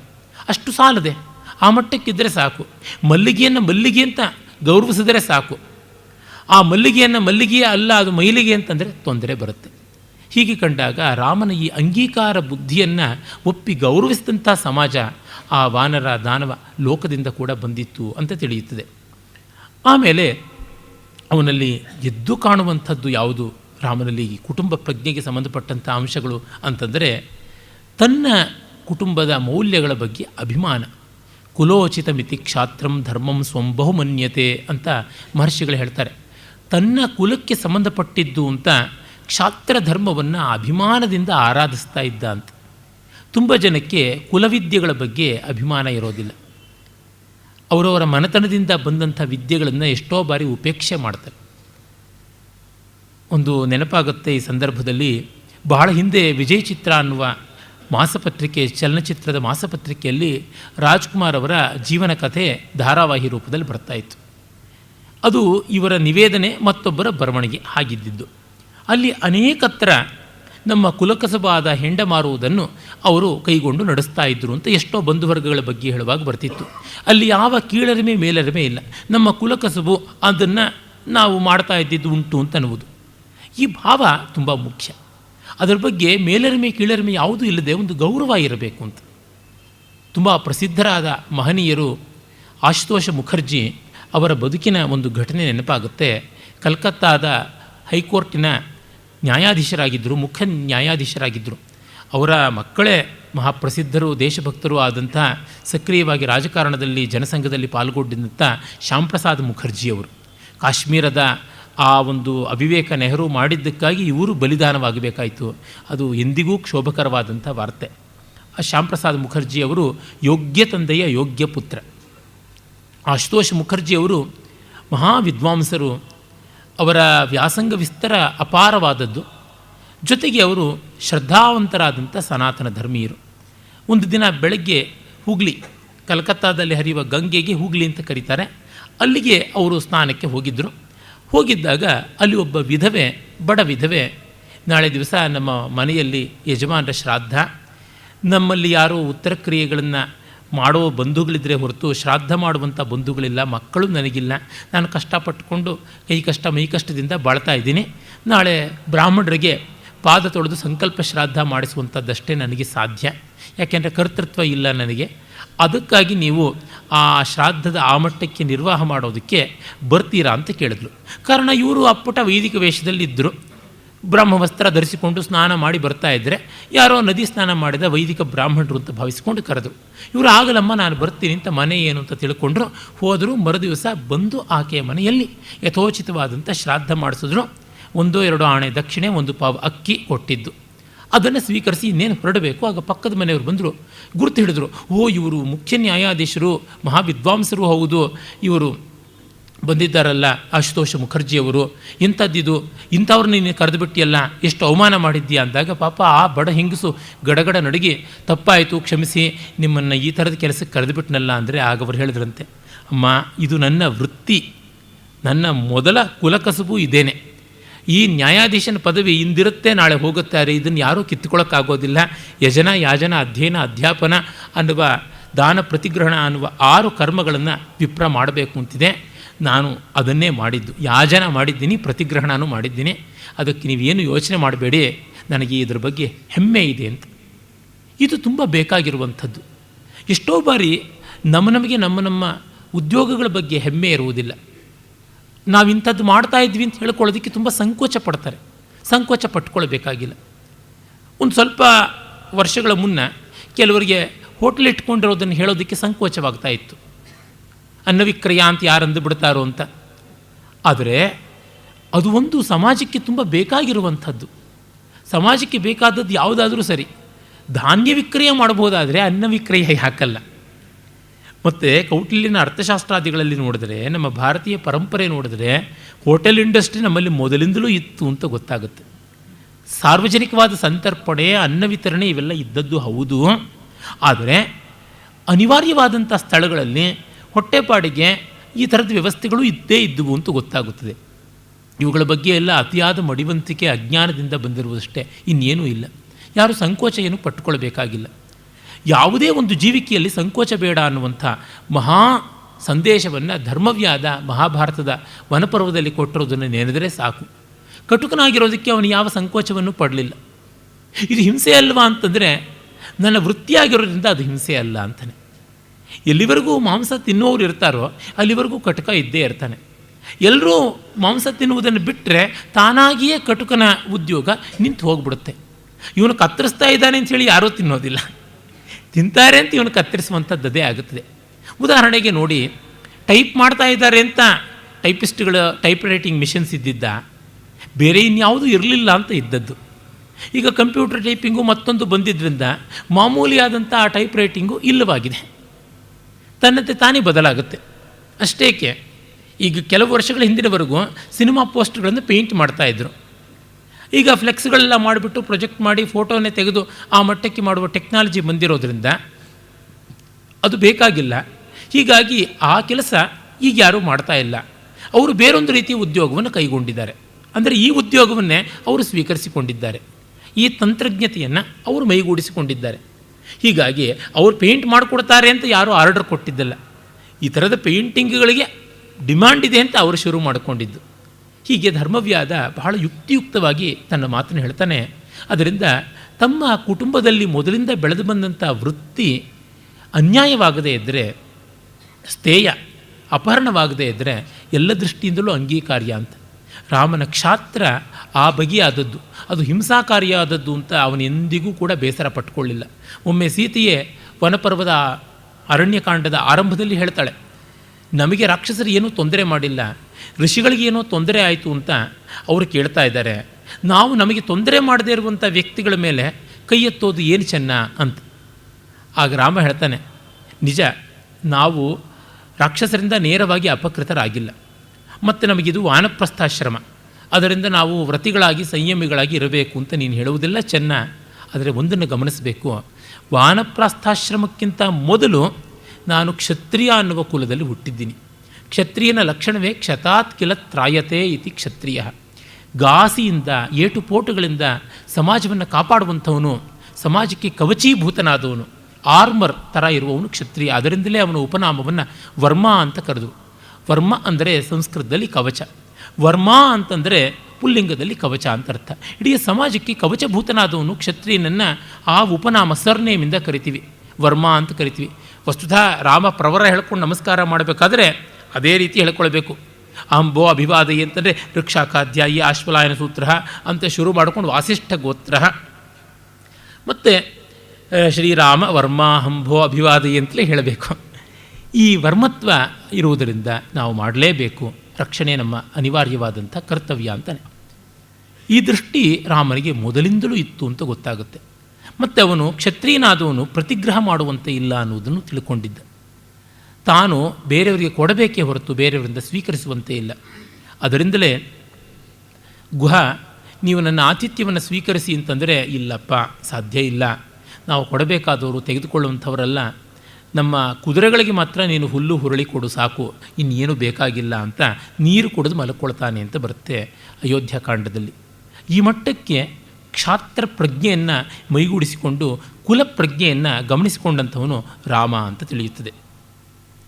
ಆಮೇಲೆ ಒಂದು ವ್ರತ ಅಂತ ಕೈಗೊಂಡ್ರೆ ಆ ವ್ರತಕ್ಕೆ ಪೂರ್ಣ ಪ್ರಮಾಣದ ನ್ಯಾಯವನ್ನು ಮಾಡಬೇಕು ಅಂತ. ವಾನಪ್ರಸ್ಥ ಅಂದರೆ ವಾನಪ್ರಸ್ಥ, ಕಾಡಿನಲ್ಲಿರೋದು ಅಂದರೆ ಕಾಡಿನಲ್ಲಿರೋದು. ಆಮೇಲೆ ಯಾವುದೋ ಅಡ್ಡದಾರಿನಲ್ಲಿ ಇನ್ನೊಂದು ಊರಿಗೆ ಹೋಗಿರ್ಬೋದಾಗಿತ್ತಲ್ಲ, ಕಾಡಿಗೆ ಹೋಗಿ ಅಲ್ಲಿಂದ ಹಾಗೆ ಜನಕನ ಊರಿನಲ್ಲಿ ವಿದೇಹ ರಾಜ್ಯದಲ್ಲಿ 14 ವರ್ಷ ಹಾಯಾಗಿರ್ಬೋದು, ಮಾವನಿಗೂ ಸಂತೋಷ, ಸೀತೆಗೆ ಮತ್ತೂ ಸಂತೋಷ ಆಗ್ತಾಯಿತ್ತು. ಆ ಚೌಕಾಸಿ ವ್ಯವಹಾರಕ್ಕೆ ಆಸ್ಪದವೇ ಇಲ್ಲ. ಸುಗ್ರೀವ ಹೇಳ್ತಾನೆ ಕಿಷ್ಕಿಂಧೆಯ ಒಳಗೆ ಬಂದಿರು ಅಂತ. ನಾನು ಇರುವುದಿಲ್ಲ, ನಾನು ಏನಿದ್ರೂ ಊರಾಚೆ ಪ್ರಸ್ರವಣ ಗುಹೆ ಅಂತ ಒಂದಿದೆ, ಆ ಮಾಲ್ಯವತ್ ಪರ್ವತದಲ್ಲಿ ಅಲ್ಲಿಯೇ ಇರ್ತೀನಿ ಅಂತಿರ್ತಾನೆ. ಸುಗ್ರೀವನ ಪಟ್ಟಾಭಿಷೇಕಕ್ಕೆ ರಾಮ ಹೋಗಲಿಲ್ಲ, ಲಕ್ಷ್ಮಣ ಹೋಗಿದ್ದು. ವಿಭೀಷಣನ ಪಟ್ಟಾಭಿಷೇಕಕ್ಕೂ ಅಷ್ಟೇ ಲಂಕಾ ಪ್ರವೇಶವನ್ನು ರಾಮ ಮಾಡಲಿಲ್ಲ, ಲಕ್ಷ್ಮಣ ಮಾಡಿದ್ದು. ಲಕ್ಷ್ಮಣನಿಗೆ ವಾನಪ್ರಸ್ಥ ವ್ರತವಾಗಿ ಬಂದದ್ದಲ್ಲ, ಆಯ್ಕೆಯಾಗಿ ಬಂದದ್ದು. It was not imposed on him, he opted for it. ಅವನೇ ಯಾವ ಥರ ಬೇಕಾದರೆ ಆ ಥರ ಬದಲಾಯಿಸಿಕೊಳ್ಳಬಹುದು. ಹೀಗೆ ಆ ಕುಲ ಕ್ರಮಾಗತವಾದ ಮೌಲ್ಯಗಳನ್ನು ನಿಷ್ಠೆಯಿಂದ ಪಾಲಿಸಿದಂಥವನು ರಾಮ ಅನ್ನುವುದು ನಮಗೆ ಗೋಚರವಾಗುತ್ತೆ. ಮತ್ತು ಕೌಟುಂಬಿಕ ಸಾಮರಸ್ಯಕ್ಕೆ ಮುಖ್ಯವಾಗಿ ಬೇಕಾದದ್ದು ಗಂಡ ಹೆಂಡಿರ ಪ್ರೀತಿ. ಅದಕ್ಕೆ ಆದರ್ಶಭೂತನಾಗಿ ಕಾಣಿಸ್ತಾನೆ. ಶಿವನಲ್ಲಿಯೂ ನಾವು ಕಾಣ್ತೀವಿ ಆ ಒಂದು ಸಾಮರಸ್ಯವನ್ನು. ಅರ್ಧನಾರೀಶ್ವರನೇ ಆದ ಅಂತ, ಶಿವನಿಗಾಗಿ ಪಾರ್ವತಿ, ಪಾರ್ವತಿಗಾಗಿ ಶಿವ ತಪಸ್ಸು ಮಾಡುವ ಮಟ್ಟಕ್ಕೆ ಬಂದದ್ದು ಅಂತ. ಅಲ್ಲಿ ಅಭೇದದ ಮಟ್ಟಕ್ಕೆ ಮುಟ್ಟುವಂಥದ್ದಾಗ್ಬಿಟ್ಟಿದೆ. ಏಕದೇಹನ್ಯಾಯ ಉಪಚಾರಕ್ಕಾಗದೆ ಅದು ವಾಸ್ತವ ಅಂತ ಅಂದುಕೊಂಡಿದೆ. ರಾಮಾಯಣದಲ್ಲಿ ಹಾಗಲ್ಲ. ವೈಮನಸ್ಸಿಗಳು, ಬೇಸರಗಳು ಆಗ ಈಗ ಅಷ್ಟೋ ಇಷ್ಟೋ ಬರುವಂಥದ್ದು ಉಂಟು. ಆದರೆ ಅವನ್ನೆಲ್ಲವನ್ನೂ ಮೀರುವಂಥ ಒಂದು ವ್ಯಕ್ತಿತ್ವ ಅವನಿಗಿತ್ತು ಅನ್ನುವಂಥದ್ದು ಸೀತಾರಾಮರ ಪ್ರೀತಿ ವಿಶ್ವಾಸಗಳ ಲಕ್ಷಣದಲ್ಲಿ ನಾವು ಕಾಣ್ತೀವಿ. ಅದರಿಂದಲೇ ಅವಳು ತನ್ನ ಸ್ವಯಂವರದ ಕಥೆಯನ್ನು ಬಹಳ ಚೆನ್ನಾಗಿ ಹೇಳ್ತಾಳೆ ಮಹಾಸತಿಯಾದ ಅನಸೂಯೆಗೆ. ಆ ಅನಸೂಯಾದೇವಿಗೆ ಸ್ವಯಂವರದ ಕಥೆಯನ್ನು ಹೇಳುವಾಗ ರಾಮ ತನ್ನನ್ನು ಎಷ್ಟು ಚೆನ್ನಾಗಿ ನೋಡ್ಕೊಳ್ತಾ ಇದ್ದಾನೆ ಅನ್ನುವ ಮಾತನ್ನು ಬಹಳ ಸೊಗಸಾಗಿ ಹೇಳ್ತಾಳೆ. ಎಲ್ಲಿವರೆಗೂ ಹೇಳ್ತಾಳೆ ಅಂದರೆ, ನನ್ನ ತಂದೆ ತಾಯಿಗಳಿಗೆ ಸಮನಾಗಿ ಅವನು ಇದ್ದಾನೆ ಅನ್ನುವಂಥ ಮಾತನ್ನು ಕೂಡ ಅವಳು ಹೇಳ್ತಾಳೆ. ಅಷ್ಟು ಮಾತ್ರವಲ್ಲ, ಅವನು ಜಿತೇಂದ್ರಿಯನಾಗಿದ್ದಾನೆ. ಆ ಜಿತೇಂದ್ರಿಯತ್ವದಿಂದ ನನಗೆ ತುಂಬ ಸಂತೋಷ ಉಂಟಾಗಿದೆ. ಕಿಂಪುನರ್ಯೋ ಗುಣಶ್ಲಾಘ್ಯ ಸಾನುಕ್ರೋಶೋ ಜಿತೇಂದ್ರಿಯ ಸ್ಥಿರಾನುರಾಗೋ ಧರ್ಮಾತ್ಮ ಮಾತೃವತ್ ಪಿತೃವತ್ ಪ್ರಿಯ ಅಂತ ಹೇಳ್ತಾಳೆ. ಗುಣಶ್ಲಾಘ್ಯನಾಗಿದ್ದಾನೆ ಗಂಡ ಅಂದರೆ ಗುಣಗಳಿಂದ ಪ್ರಶಂಸನೀಯನಾಗಿದ್ದಾನೆ. ಸಾನುಕ್ರೋಶ ತುಂಬ ಕಾರುಣ್ಯವನ್ನು ಇಟ್ಕೊಂಡಿದ್ದಾನೆ ಅಂತ, ಕಂಪ್ಯಾಷನ್ ಬಹಳ ಉಂಟು. ಜಿತೇಂದ್ರಿಯ ಸಂಯಮಿಯಾಗಿದ್ದಾನೆ ಅಂದರೆ ಸೀತೆಯನ್ನು ಬಿಟ್ಟು ಮತ್ತೊಬ್ಬರ ಕಡೆಗೆ ತಿರುಗಿಯೂ ನೋಡದೇ ಇರತಕ್ಕಂಥ ಆ ಸಂಯಮ ಅವನದಾಗಿದೆ. ಮತ್ತು ಸ್ಥಿರಾನುರಾಗ, ಗಾಢವಾಗಿ ಪ್ರೀತಿಯನ್ನು ಇಟ್ಟುಕೊಂಡಿದ್ದಾನೆ. ಧರ್ಮಾತ್ಮ, ಧರ್ಮದಲ್ಲಿಯೇ ನೆಲೆ ನಿಂತವನು. ನನಗೆ ತಾಯಿ ಮತ್ತು ತಂದೆಯ ಸ್ಥಾನವನ್ನು ಕೊಡುವಂತೆ ಇದ್ದಾನೆ ಅಂತ. ತುಂಬ ದೊಡ್ಡದು. ಯಾವ ಹೆಣ್ಣಿಗೆ ಗಂಡ ತಂದೆ ತಾಯಿಗಳ ಸ್ಥಾನವನ್ನು ತುಂಬಿಕೊಡಬಲ್ಲ, ಇನ್ನೇನು ಬೇಕು? He was a fatherly and motherly figure to Sita ಅಂತನ್ನೋದು ಅಲ್ಪ ಸ್ವಲ್ಪದ ಮಾತಲ್ಲ. ಇದನ್ನು ಕಂಡುಕೊಂಡಿದ್ದ. ಕುಟುಂಬದ ಆರೋಗ್ಯಕ್ಕೆ ಇಂಥದ್ದು ಬೇಕು ಅಂತ. ರಾಮ ಅಡುಗೆ ಮಾಡಿದ ಉಲ್ಲೇಖವನ್ನು ನಾವು ಆ ಕಾರಣದಿಂದಲೇ ನೋಡ್ತೀವಿ. ಆ ಅರಣ್ಯಕಾಂಡ, ಅಯೋಧ್ಯಕಾಂಡಾದಿಗಳಲ್ಲಿ ತಾನೇ ಬೇಟೆಯಾಡಿದ ಮಾಂಸವನ್ನು ಬಾರ್ಬೆಕ್ಯೂ ಅಂತ ಇಂಗ್ಲೀಷ್ನಲ್ಲಿ ಕರೀತಾರೆ, ಸಂಸ್ಕೃತದಲ್ಲಿ ಶೂಲ್ಯ ಅಂತ ಕರೀತಾರೆ. ಒಂದು ಸಲಾಕಿಗೆ ಚುಚ್ಚಿ ಬೇಯಿಸಿ ಸೀತೆಗೆ ಕೊಟ್ಟ ಅಂತ. ಯಾರೂ ಮಡಿವಂತರು ಸಂಕೋಚ ಮಾಡ್ಕೊಳ್ಬೇಕಾಗಿಲ್ಲ, ರಾಮ ಮಾಂಸ ತಿಂದುಬಿಟ್ನೆ ಅಂತ. ಕ್ಷತ್ರಿಯರಿಗೆ ಅದು ಇದ್ದದ್ದೇ ಮೊದಲಿಂದಲೂ ಗೊತ್ತಾಗಿರುವಂಥದ್ದೇ. ಅಂದರೆ ಯಾವ ರುಚಿ ಭಾಗ ಎಂಥದ್ದು, ಯಾವುದು ಹದವಾದ ಭಾಗ ಅನ್ನುವುದನ್ನು ಹೇಳಿ ಹೇಳಿ ಈ ಮಟ್ಟದ ಪ್ರೀತಿ ವಿಶ್ವಾಸ ಬೇಕು. ಹಿಂದೆ ನಮ್ಮಲ್ಲಿ ಈ ಬಗ್ಗೆ ಕುಟುಂಬದಲ್ಲಿ ಅಂಥದ್ದು ನಡೀತಾ ಇರಲಿಲ್ಲ, ಒಟ್ಟು ಕುಟುಂಬದಲ್ಲಿ ಗೊತ್ತಾಗ್ತಾ ಇರಲಿಲ್ಲ. ಅದಕ್ಕೂ ಹಿಂದಿನ ಕಾಲದ ಘಟನೆ ಇದು. ಅಲ್ಲಿ ರಾಮ ಮಾಡ್ತಾ ಇದ್ದ ಅಂದರೆ, ಈ ಕಾಲದ ಗಂಡಂದಿರು ಪಾಪ ದೋಸೆ ಹಾಕ್ಕೊಳ್ತಾ ಇರ್ತಕ್ಕಂಥ ಹೆಂಡತಿಗೆ ತಾವು ಒಂದೆರಡು ದೋಸೆ ಬಿಸಿ ಬಿಸಿಯಾಗಿ ಬಿಟ್ಟುಕೊಟ್ರೆ ಏನು ಹೆಚ್ಚಾಗುತ್ತೆ? ಏಕೆಂದರೆ ಉಪ್ಪಿಟ್ಟೋ ಇಡ್ಲಿನೋ ಯಾವುದೋ ಒಂದು ಬಾರಿ ಮಾಡಿ ಎಲ್ಲರೂ ಹಂಚಿಕೊಂಡು ತಿನ್ನಬಹುದು. ದೋಸೆಯಂಥವು ಹಾಗಲ್ಲ. ಅವು ಹೇಗೆ ಅಂತಂದರೆ, ಸಮಗ್ರವಾಗಿ ಒಬ್ಬೊಬ್ಬರಿಗೆ ಅಂತಲೇ ಮೇಡ್ ಟು ಆರ್ಡರ್ ಅಂತ, ಇನ್ನೊಬ್ಬರಿಗಾಗಿ ಅಲ್ಲ, ಅವರಿಗಾಗಿಯೇ ಮೀಸಲು ಅನ್ನುವಂತೆ ಮುಡಿಪಾಗಿ ತಯಾರಾಗತಕ್ಕಂಥದ್ದು. ಒಂದು 4 ದೋಸೆ ಬಿಟ್ಟುಕೊಂಡು ಇಟ್ಟುಕೊಂಡು ಆಮೇಲೆ ತಿನ್ನೋದು ಒಂದೇ, ತಿಂದೇ ಇರೋದು ಒಂದೇ, ಬಿಸಿಯಲ್ಲಿಯೇ ಎಲ್ಲವೂ ಚೆನ್ನ. ಅದು ಮಾಡೋದಿಲ್ಲ. ಅವರು ತಿಂದು ಮೂಗಿನವರೆಗೂ ಚಟ್ನಿನೂ ತಿಂದು ಏನೋ ಅಷ್ಟು ಚೆನ್ನಾಗಿರಲಿಲ್ಲ ಅಂತ ಅಂದ್ಬಿಟ್ಟು ಬೇಕಾದ್ರೆ ಹೊರಟೋಗ್ತಾರೆ.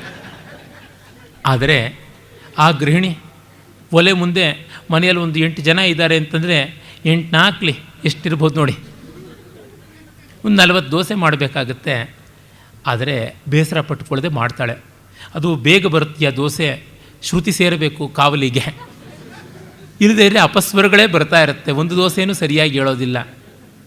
ಸೌಟಿಗೆ, ಮುಗುಚೆಕಾಯಿಗೆ, ಹಂಚಿಗೆ ಯುದ್ಧವೇ ಶುರುವಾಗುತ್ತೆ. ಹಾಗೆ ಒಂದು ಹದಕ್ಕೆ ತಂದು ಮಾಡಿಕೊಂಡು ತಿನ್ನುವುದರೊಳಗಾಗಿ ತಿನ್ನಬೇಕು ಅಂತಲೇ ಅನಿಸೋದಿಲ್ಲ. ಕಡೆಯಲ್ಲಿ ತಿಂಡಿ ತಿನ್ನುವವರಿಗೆ, ಅದು ಮಾಡಿದವರಿಗೆ ತಿನ್ನೋದಕ್ಕೆ ರುಚಿಯೇ ಕಾಣಿಸೋದಿಲ್ಲ. ಆ ಸಂದರ್ಭದಲ್ಲಿ ಮಾಡಬಹುದು. ಈ ರೀತಿಯಾದ ಸಣ್ಣ ಪುಟ್ಟ ಅಂಶಗಳಿಂದ ಕೌಟುಂಬಿಕ ಸಾಮರಸ್ಯ ಕಾಪಾಡಿಕೊಳ್ಬಹುದು ಅನ್ನೋದನ್ನು ಮೊದಲಿಗೆ ಕಂಡವನು. ಕಾಡಿಗೆ ಹೋಗುವಾಗ ಯಾರು ನೋಡ್ತಾರೆ ಅಂತ ಏನು, ಸೀತೆಗೆ ಅಲ್ಲೆಲ್ಲೋ ಹೂವು ಚೆನ್ನಾಗಿದೆ ಅನಿಸ್ತು ಅಂತಂದರೆ ಅವಳು ಮುಡ್ಕೊಂಡಿದ್ದನ್ನು ನೀನು ಎಷ್ಟು ಜನ ನೋಡೋದಕ್ಕೆ ಸಾಧ್ಯ? ಆದರೆ ಅದು ಚೆನ್ನಾಗಿದೆ ಅನಿಸಿದ್ರೆ ರಾಮ ಸೀತೆಯ ಕಣ್ಣಿನ ನೋಟವನ್ನು ಗಮನಿಸಿ ಆ ಹೂವನ್ನು ತರಿಸಿಕೊಡ್ತಾ ಇದ್ದ, ಅಲ್ಲ ತಾನೇ ತಂದು ಕೊಡ್ತಾ ಇದ್ದ ಅನ್ನೋ ಉಲ್ಲೇಖವನ್ನು ಮಹರ್ಷಿಗಳು ಮಾಡ್ತಾರೆ. ಸಣ್ಣ ಪುಟ್ಟ ಬಯಸಿದ್ದನ್ನು ಅವರು ಕೇಳೋಕ್ಕೆ ಮುಂಚೆ ತಂದು ಕೊಟ್ಟರೆ ಒಳ್ಳೆಯದಾಗುತ್ತೋ ಇಲ್ಲೋ. ಕೇಳಿ ತರಿಸ್ಕೊಳ್ತಕ್ಕಂಥದ್ದು ಒಂದು ಮಟ್ಟಕ್ಕೆ ಹೀನಾಯ, ಹತ್ತು ಕರೆದು ಔತಣ ಮಾಡಿಸಿಕೊಂಡಂತೆ.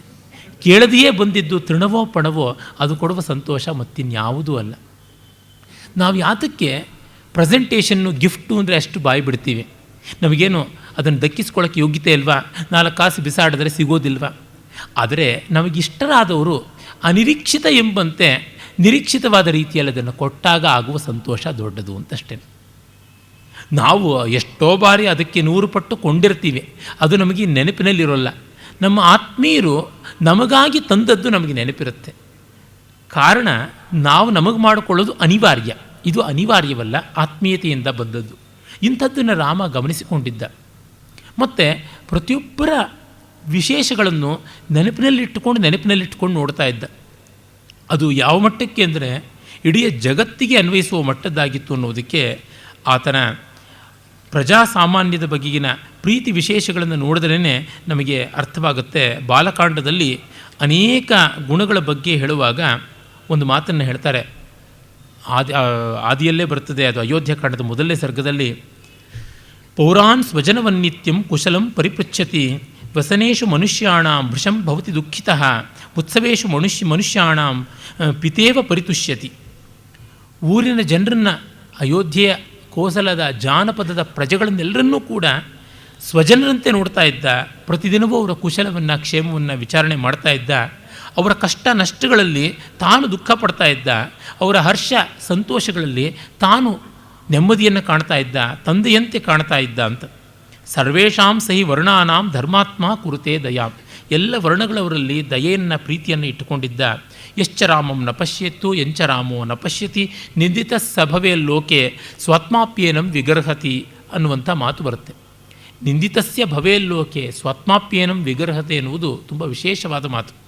ರಾಮನು ಯಾರನ್ನ ನೋಡಲಿಲ್ಲ, ಯಾರು ರಾಮನನ್ನು ಕಾಣಲಿಲ್ಲ, ಅವರಿಬ್ಬರೂ ಕೂಡ ನಿಂದಿತಸ್ಸ ಭವೇತ್, ತಾನು ನಿಂದ್ಯನಾದವನು, ಹೀನಾಯವಾದವನು ಅಂತ ತಾನು ಅಂದುಕೊಳ್ತಾ ಇದ್ದ.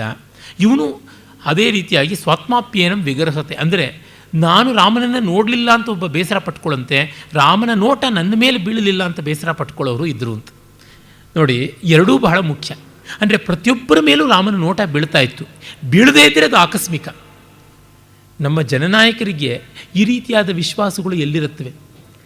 ಕೆಲವರನ್ನು ನಾನು ಗಮನಿಸಿದ್ದೀನಿ. ವಿಶೇಷತಃ ಸಂಘ ಪರಿವಾರದ ಅನೇಕ ಪ್ರಚಾರಕರು ಯಾರಿರ್ತಾರೆ, ಅವರಿಗೆ ತಮ್ಮ ಸಂಪರ್ಕಕ್ಕೆ ಬಂದಂಥ ಕುಟುಂಬದ ಸದಸ್ಯರುಗಳ, ಅವರ ಬಂಧುಗಳ ಎಲ್ಲರ ವಿವರಗಳು ನೆನಪಿನಲ್ಲಿರ್ತಾ ಇದ್ವು. ಉದಾಹರಣೆಗೆ ನನಗೆ ತಕ್ಷಣ ಜ್ಞಾಪಕ ಬರೋದು ಅನುಭವದಿಂದ ಮಾನ್ಯರಾದ ಕೃಷ್ಣಪ್ಪನವರಿದ್ದಾರಲ್ಲ, ಅವರು ಹಾಗೆ ಪ್ರತಿಯೊಂದು ಕುಟುಂಬದ ಜನರನ್ನು ಬಲ್ಲವರು, ಅವರುಗಳ ಹೆಸರು ಮೊದಲುಗೊಂಡು ಬಲ್ಲಂಥವರು. ನನ್ನ ಮನೆಗೆ ಅವರು ಒಮ್ಮೆಯೂ ಬಂದದ್ದಿಲ್ಲ. ಆದರೆ 2-3 ಬಾರಿ ಪತ್ರಗಳು ಬರೆದಾಗಲೂ ಕೂಡ ತಂದೆ ತಾಯಿಗಳನ್ನು ಹೆಸರಿರಿಸಿ ಅವರ ಯೋಗಕ್ಷೇಮ ಎಲ್ಲ ಚೆನ್ನಾಗಿದೆಯಾ ಅಂತ ಕೇಳಿದ್ದು ಉಂಟು. ಹೇಗಿದು ಸಾಧ್ಯ? ಸಮಾಜವನ್ನೇ ಒಂದು ಕುಟುಂಬವಾಗಿ ಭಾವಿಸಿಕೊಳ್ಳದೇ ಇದ್ದರೆ ಸಾಧ್ಯ ಆಗೋದಿಲ್ಲ. ಹಾಗೆ ಮಾಡಿಕೊಂಡ್ರೆ ಮಾತ್ರ ಸಾಧ್ಯ. DVG ಅವರ ಬಗ್ಗೆ ಅನೇಕ ಬಾರಿ ಅನೇಕ ಜನ ಹೇಳಿದ್ದುಂಟು. ಪ್ರತಿಯೊಂದು ಅಂಶಗಳನ್ನು ಅವರು ಮರೀದೆ ಜ್ಞಾಪಕ ಇಟ್ಕೊಳ್ತಾ ಇದ್ರು ಅಂತ. ನಮ್ಮ ಪ್ರಸಿದ್ಧರಾದ ಲೇಖಕರು, ನನ್ನ ವಿದ್ಯಾಗುರುಗಳು ಕೂಡ, ಎಲ್ಲೇ ಶೇಷಗಿರಿ ರಾಯರು ಹೇಳ್ತಾರೆ, ಅವರ ತಂದೆ ಸ್ವಾಮಿರಾಯರ ಬಗ್ಗೆ ಬೇಕಾದಷ್ಟು ವಿವರಗಳನ್ನು ಕೇಳೋರಂತೆ. ಅವರ ಪರಿಚಯ ಚೆನ್ನಾಗಿತ್ತು. ಅದು ಒಂದಕ್ಕೆ ಅಲ್ಲ, ಶಿವರಾಮ ಕಾರಂತರು ತುಂಬ ಹತ್ತಿರದ ಸ್ನೇಹಿತರಾಗಿದ್ದರು ಡಿ ವಿ ಜಿಯವರಿಗೆ. ಆದರೆ ಶಿವರಾಮ ಕಾರಂತರಿಗೆ ಎಷ್ಟು ಪತ್ರ ಬರೆದಿದ್ದಾರೋ ಅದಕ್ಕಿಂತ ಹೆಚ್ಚಿನ ಮಟ್ಟದ ಪತ್ರಗಳನ್ನು ಅವರ ಪತ್ನಿ ಲೀಲಾ ಕಾರಂತರಿಗೆ ಬರೆದಿದ್ದರು. ಲೀಲಾ ಕಾರಂತರು ಶ್ರದ್ಧಾವತಿಯಾದ ಆಸ್ತಿಕರು, ಕಾರಂತರು ಅನಾಸ್ತಿಕರು. ಅವರೇ ಹೇಳಿಕೊಂಡಂತೆ ಅವರು ನಾಸ್ತಿಕನೂ ಅಲ್ಲ ಆಸ್ತಿಕನೂ ಅಲ್ಲ, ಅನಾಸ್ತಿಕ ಅಂತ ಹೇಳ್ಕೊಳ್ಳೋರು, ಆ ರೀತಿಯಾದವರು. ಹೀಗಾಗಿ ಲೀಲಾ ಕಾರಂತರಿಗೆ ಶಿವರಾಮ ಕಾರಂತರ ಜೊತೆಗೆ ದೈವ ವಿಷಯದಲ್ಲಿ ಸಾಕಷ್ಟು ಇರುಸುಮುರುಸು ಆಗ್ತಾ ಇತ್ತು ಅನಿಸುತ್ತೆ. ಅದಕ್ಕೆಲ್ಲ ಸಾಂತ್ವ ಹೇಳೋರು ಡಿ ವಿ ಜಿಯವರು. ಅವರ ಮಕ್ಕಳ ಜೊತೆಗೆ ಕೂಡ ಉಲ್ಲಾಸ ಕಾರಂತರಾಗಲಿ, ಕ್ಷಮಾ ಕಾರಂತರಾಗಲಿ, ಇಂಥವ್ರ ಜೊತೆಗೂ ಕೂಡ ಅದೇ ರೀತಿಯಾದ ವಿಶ್ವಾಸ ಇತ್ತಂತೆ. ಇದು ಒಬ್ಬರಿಬ್ಬರ ವಿಷಯದಲ್ಲಿ ಮಾತ್ರವಲ್ಲ, ಇನ್ನು ಎಲ್ಲರ ವಿಷಯದಲ್ಲೂ. ಅವರ ಶಿಷ್ಯರಾದ ಟಿ ಎನ್ ಪದ್ಮನಾಭನ್ ಅವರು ನನಗೆ ಅನೇಕ ಬಾರಿ ಹೇಳಿದ್ದಾರೆ, ಡಿ ವಿ ಜಿಯವರು ಬೆಂಗಳೂರಿನಲ್ಲಿದ್ದಾಗಲೇ ಅವರಿಗೆ ಪತ್ರ ಬರೆಯೋರು. ಅವರ ಮಕ್ಕಳದೆಲ್ಲ ಯೋಗಕ್ಷೇಮವನ್ನು ಹಿತವನ್ನು ಕೇಳ್ತಾಯಿದ್ರು, ಬಂದಾಗ ಮಾತಾಡಿಸಿ ಗಮನಿಸ್ಕೊಳ್ತಾ ಇದ್ದರು. ಪ್ರತಿಯೊಬ್ಬರನ್ನು ಆ ಭಾವದಿಂದ ಕಾಣುವುದು ಬಹಳ ಕಷ್ಟ. ಹೇಗೆ ಸಾಧ್ಯವಾಗುತ್ತದೆ? ಇಡೀ ಸಮಾಜವನ್ನೇ ಕುಟುಂಬ ಅಂತ ಆತ್ಮೀಕರಣ ಮಾಡಿಕೊಂಡಾಗ ಸಾಧ್ಯ. ರಾಮ ಅಂಥದ್ದನ್ನು ಮಾಡಿಕೊಂಡಿದ್ದ ಅಂತ ಗೊತ್ತಾಗುತ್ತೆ. ಮತ್ತು ತಾನು ಕಾಡಿಗೆ ಹೋಗುವಾಗ ತನ್ನ ಬಳಿ ಇರುವ ಎಲ್ಲ ಸಂಪತ್ತನ್ನು ದಾನ ಮಾಡ್ತಾ ಇದ್ದ. ಇಂತಿಂಥವ್ರಿಗೆ ಇಂತಿಂಥದ್ದು ಬೇಕು ಅಂತ. ಸಾಮಾನ್ಯವಾಗಿ ನಾವು ಯಾವುದಾದ್ರೂ ಒಂದು ಊರಿಗೆ ಹೋಗಿ ಅಲ್ಲಿಂದ ಬರುವಾಗ, ಯಾವ ದೇಶಕ್ಕೋ ಯಾವ ಬೇರೆ ಊರಿಗೂ ಹೋಗಿ ಬರುವಾಗ ನಮ್ಮ ಆತ್ಮೀಯರಿಗೆ ಉಡುಗೊರೆ ಅಂತ ಗಿಫ್ಟ್ಸ್ ಅಂತ ತರ್ತೀವಿ. ಹಾಗೆ ತರುವಾಗ ಇಂತಿಂಥವ್ರಿಗೆ ಇಂತಿಂಥ ಅದಿಷ್ಟ ಅಂತ ಜ್ಞಾಪಕ ಇಟ್ಕೊಳ್ತೀವಿ. ಎಷ್ಟು? 8, 10, 15, ಅದಕ್ಕಿಂತ ಜಾಸ್ತಿ ನಮಗೆ ಜ್ಞಾಪಕ ಇರೋದೂ ಇಲ್ಲ, ಸಾಧ್ಯವೂ ಇಲ್ಲ. ಆದರೆ ರಾಮ ತನ್ನ ಹಾಸಿಗೆ ಬಟ್ಟೆ ಮೊದಲುಗೊಂಡು ಎಲ್ಲವನ್ನೂ ದಾನ ಮಾಡುವಾಗ ಇದು ವಸಿಷ್ಠನ ಮಗ ಸುಯಜ್ಞನಿಗೆ ತುಂಬ ಇಷ್ಟವಾಗತಕ್ಕಂಥದ್ದು. ಇದನ್ನು ಅವನಿಗೆ ಎತ್ತಿಟ್ಟಿದ್ದೀನಿ. ಇದು ಊರಾಚೆ ಕಟಕ ಆಲಾಪ ಶಾಖೆಯ ಋಗ್ಯಜುರ್ವೇದಗಳನ್ನೆಲ್ಲ ಅಭ್ಯಾಸ ಮಾಡುವಂಥ ಕೆಲವರು ಒಟುಗಳಿದ್ದಾರೆ, ಅವರಿಗೋಸ್ಕರ ಇದು ಮತ್ತೊಬ್ಬ ಬ್ರಾಹ್ಮಣನಿಗೆ, ಇದು ಇನ್ನೊಬ್ಬನಿಗೆ ಅಂತ ತೆಗೆದು ತೆಗೆದು ತೆಗೆದು ಅದನ್ನು ಎತ್ತಿಡ್ತಾ ಇದ್ದನಂತೆ. ಯಾರ ಅವಶ್ಯಕತೆಗಳನ್ನು ಯಾವಾಗ ಕಂಡುಕೊಂಡಿದ್ನೋ ಯಾರಿಗೆ ಗೊತ್ತು. ತುಂಬ ದೊಡ್ಡದು, ಅಲ್ಪ ಸ್ವಲ್ಪರಿಗೆ ಆಗುವಂಥದ್ದಲ್ಲ, ದೊಡ್ಡವರಿಗೂ ಕಷ್ಟವಾಗುವಂಥದ್ದು. ಹೀಗೆ ಕೌಟುಂಬಿಕ ಪ್ರಜ್ಞೆಯನ್ನು ಭಾವನೆ ಮಾತ್ರದಲ್ಲ, ಕ್ರಿಯೆಯಲ್ಲೂ ಕೂಡ ಕಾಣ್ತಾ ಇದ್ದ. ಮತ್ತು ಕುಟುಂಬದ ಸಮಷ್ಟಿ ಸಾಮರಸ್ಯ ಉಳಿಯುವುದು ಅವರಲ್ಲಿ ಕೀಳರಿಮೆ ಬರೆಸದೇ ಇದ್ದಾಗ ಅದು ತುಂಬ ಕಷ್ಟ. ಇವೊಬ್ಬರು ತುಂಬ ದೊಡ್ಡವರಾಗ್ಬಿಟ್ರೆ ಮಿಕ್ಕ ಸದಸ್ಯರಿಗೆ ತನ್ನಂತೆ ತಾನೇ ಕೀಳರಿಮೆ ಬಂದುಬಿಡುತ್ತೆ. ಅಯ್ಯೋ ನಾವು ನಿಮ್ಮಷ್ಟು ಬುದ್ಧಿವಂತರಲ್ಲ, ಅಯ್ಯೋ ನಾವು ನಿಮ್ಮಷ್ಟು ಶ್ರೀಮಂತರಲ್ಲ, ಅಯ್ಯೋ ನಾವು ನಿಮ್ಮಷ್ಟು ಜಾಣರಲ್ಲ, ಹೀಗೆ ಅನ್ನೋದಕ್ಕೆ ಶುರು ಮಾಡ್ತಾರೆ. ತನ್ನ ದಕ್ಷತೆಯನ್ನು ಕೂಡ ಮರೆಸುವಂತೆ ನಡ್ಕೊಳ್ಳೋದಿದೆಯಲ್ಲ, ಅದು ತುಂಬ ತುಂಬ ದೊಡ್ಡದು. ಕಾಳಿದಾಸ ರಾಮನ ಬಗ್ಗೆ ರಘುವಂಶದಲ್ಲಿ ಕೊನೆಯಲ್ಲಿ, ಅಂದರೆ ಪುಷ್ಪಕ ವಿಮಾನದಲ್ಲಿ ಲಂಕೆಯಿಂದ ಅಯೋಧ್ಯೆಗೆ ಬಂದ ಸಂದರ್ಭದಲ್ಲಿ ಜಹಾರ ಲಜ್ಜಾಂ ಭರತಸ್ಯ ಮಾತು ಅನ್ನುವ ಮಾತನ್ನು ಹೇಳ್ತಾನೆ. ತಾಯಿ, ನಿನ್ನಿಂದಾಗಿ ನಮ್ಮ ತಂದೆ ಸತ್ಯವ್ರತನಾಗಿ ಬಾಳುವುದಕ್ಕಾಯಿತು, ಇಲ್ಲದೇ ಇದ್ದರೆ ನಿಮ್ಮ ತಂದೆಗೆ ಕೊಟ್ಟ ಮಾತು ಏನಿತ್ತು? ಕೇಕೈ ಮಹಾರಾಜನಿಗೆ ಕೊಟ್ಟ ಮಾತು ಕನ್ಯಾಶುಲ್ಕವಾಗಿ ರಾಜ್ಯವನ್ನು ಕೊಡ್ತೀನಿ ಅಂತ ಹೇಳೋದನ್ನು ಮರೆತು ಬಿಟ್ಟರವನು. ಆಗ ನನಗೆ ದತ್ತಾಪಹಾರ ದೋಷ ಇರುವ ತಂದೆಯನ್ನು ಕಾಣುವ ಸ್ಥಿತಿ ಬರ್ತಾಯಿತ್ತು. ಕೊಟ್ಟಿದ್ದನ್ನು ಕಿತ್ತುಕೊಂಡ್ರೆ ದತ್ತಾಪಹಾರ ದೋಷ ಅಂತಾನೆ. ಅಂಥ ಸ್ವತ್ತನ್ನು ಯಾರೂ ಮುಟ್ಟಬಾರದು, ಮುಟ್ಟಿದ್ರೆ ಅವರಿಗೆ ಅಶ್ರೇಯಸ್ಸು. ಅಂಥದ್ದು ನನಗೆ ತಪ್ಪಿತು. ನೀನು ವರವನ್ನು ಜ್ಞಾಪಿಸಿದ್ರಿಂದ ಇದೆಲ್ಲ ಅಮಂಗಳಗಳು ತೊಳೆದಿದ್ವು, ಅದಕ್ಕಾಗಿ ನೀನು ಸಂಕೋಚ ಪಡಬೇಡ ಅಂತ ಆ ತಾಯಿಯ ನಾಚಿಕೆಯನ್ನು ನಿವಾರಿಸಿದ ಅಂತ ಬರುತ್ತೆ. ಹೀಗೆ ತಾನು ದೊಡ್ಡವನಲ್ಲ ಅನ್ನೋದನ್ನು ತೋರ್ಪಡಿಸೋದ್ರಿಂದ ಮತ್ತಷ್ಟು ದೊಡ್ಡವನಾದ. ಗತ್ಯಂತರವಿಲ್ಲದೆ ರಾಮ ದೊಡ್ಡವನಾದ. ಇದು ಮಹನೀಯತೆಯ ಪರಾಕಾಷ್ಠೆ ಅಂತ ಹೇಳ್ಬೋದು. ಅದನ್ನೇ ಮಂಥರೆಯ ಬಗೆಗೂ ಮಾಡಿದ. ಅವನ ಮಾರಲ್ ಅಪ್ರೈಟ್ನೆಸ್ ಎಷ್ಟರ ಮಟ್ಟಿಗೆ ಪ್ರಭಾವ ಬೀರ್ತಾ ಇತ್ತು ಅಂದರೆ, ಶತ್ರುಘ್ನ ಮಂಥರೆಯನ್ನು ದರದರ ಹಿಡಿದು ಎಳ್ಕೊಂಡು ಬರ್ತಾನೆ. ಈ ಅನರ್ಥಕ್ಕೆಲ್ಲ ಇವಳೇ ಮೂಲ ಕಾರಣ, ಕುಠಾರ ಭೂತಳು ನಮ್ಮ ವಂಶ ಶ್ರೇಯಸ್ಸಿಗೆ ಅಂತ. ಅವಳು ಹೆಣ್ಣು ಕೋತಿಯಂತೆ ಇದ್ದಳು, ಹಗ್ಗದಿಂದ ಕಟ್ಟಲ್ಪಟ್ಟ ಹೆಣ್ಣು ಕೋತಿಯಂತೆ ದಪ್ಪ ದಪ್ಪ ಒಡವೆಗಳನ್ನು ಹಾಕ್ಕೊಂಡು ಬಟ್ಟೆ ಬರೆ ಜೋರಾಗಿ ತೊಟ್ಟುಕೊಂಡು ರಸ್ತೆಯಲ್ಲಿ ಮೆರೀತಾ ಇದ್ದಳು ಅಂತ ರಜ್ಜುಬದ್ಧೇವ ವಾನರಿ ಅಂತ ಮಹರ್ಷಿಗಳು ಹೋಲಿಕೆಯನ್ನು ಕೊಟ್ಟಿದ್ದಾರೆ. ಅವಳನ್ನು ಮುಂದೆ ಕುಕ್ಕುತ್ತಾನೆ ಶತ್ರುಘ್ನ. ಆಗ ಭರತ ಹೇಳ್ತಾನೆ, ಅಪ್ಪ ಬೇಡ, ನಮ್ಮ ಅಣ್ಣನಿಗೆ ಸ್ತ್ರೀವಧೆ ನಾವು ಮಾಡಿದ್ದೀವಿ ಅಂತ ಗೊತ್ತಾದರೆ ಬೇಸರವಾಗುತ್ತೆ, ಅವನು ನಮ್ಮ ಮುಖ ನೋಡದೇ ಇರಬಹುದು, ಅದಕ್ಕಾಗಿ ನಾನು ನಮ್ಮ ಅಮ್ಮನ್ನು ಕೊಲ್ಲದೆ ಸುಮ್ಮನೆ ಇದ್ದೀನಿ, ಇಲ್ಲದೇ ಕೊಂದು ಬಿಡ್ತಾ ಇದ್ದೆ ಕೈಕೇಯಿನ, ನೀನು ಇವಳನ್ನು ಕೊಲ್ಲಬೇಡ ಅಂತಂತಾನೆ. ಅಂದರೆ ರಾಮನ ಮುಖ ನೋಡ್ಕೊಂಡು ಬಿಟ್ಟಿದ್ದೀನಿ ಅಂತ. ಈ ಮಾತು ಬರೀ ಭರತ ಶತ್ರುಘ್ನರಿಗಲ್ಲ, ಪ್ರಜೆಗಳಿಗೂ ಇತ್ತು. ಯುದ್ಧಕಾಂಡದ ಕಡೆಯಲ್ಲಿ ರಾಮ ರಾಜ್ಯ ಎಂಥದ್ದಾಗಿತ್ತು ಅನ್ನುವ ಮಾತುಗಳನ್ನು ಹೇಳ್ತಾ ಮಹರ್ಷಿಗಳು ತಿಳಿಸ್ತಾರೆ. ರಾಮಮೇವಾನುಪಶ್ಯಂತೋ ನಾಭ್ಯ ಹಿಂಸನ್ ಪರಸ್ಪರಂ. ರಾಮನನ್ನೇ ನೋಡಿಕೊಂಡು ಆ ಜನರು ಪರಸ್ಪರ ಹಿಂಸೆ ಮಾಡದೇ ಇದ್ದರು ಅಂತ. ಯಾರೋ ಸಣ್ಣ ಪುಟ್ಟ ಜಗಳ ಆಡಿದ್ರೆ, ನೋಡು ರಾಮನ ಮುಖ ನೋಡ್ಕೊಂಡು ನಿನ್ನನ್ನು ಬಿಟ್ಟಿದ್ದೀನಿ ಸುಮ್ಮನೆ ಅಂತ ಅಂದುಕೊಳ್ತಾ ಇದ್ರಂತೆ. ಮನೆಗಳಲ್ಲಿ ಜಗಳ ಆಡಿದಾಗ ಅಪ್ಪನಿಗೋಸ್ಕರ ನಾವು ಒಟ್ಟಿಗೆ ಇದ್ದೀವಿ ಅಷ್ಟೇ, ಇಲ್ಲದೇ ಇದ್ದರೆ ನಿನ್ನ ಮುಖ ಯಾರು ನೋಡ್ತಾ ಇದ್ರು ಹೋಗು ಅಂತ ಅಣ್ಣ ತಮ್ಮಂದ್ರೆ ಹೇಳುವಂಥದ್ದು, ಈ ಥರದ್ದೆಲ್ಲ ಉಂಟಲ್ಲ.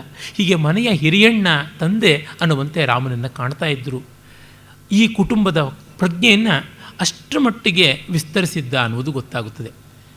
ಯಾವ ಮಟ್ಟಕ್ಕೆ ಅಂದರೆ ಹನುಮಂತನಿಗೆ ಕೂಡ ಅವನು ಹೇಳ್ತಾನೆ, ಸೀತಾ ಸಂದೇಶವನ್ನು ತಂದುಕೊಟ್ಟ, ಚೂಡಾಮಣಿಯನ್ನು ತಂದು ಕೈಗಿಟ್ಟ.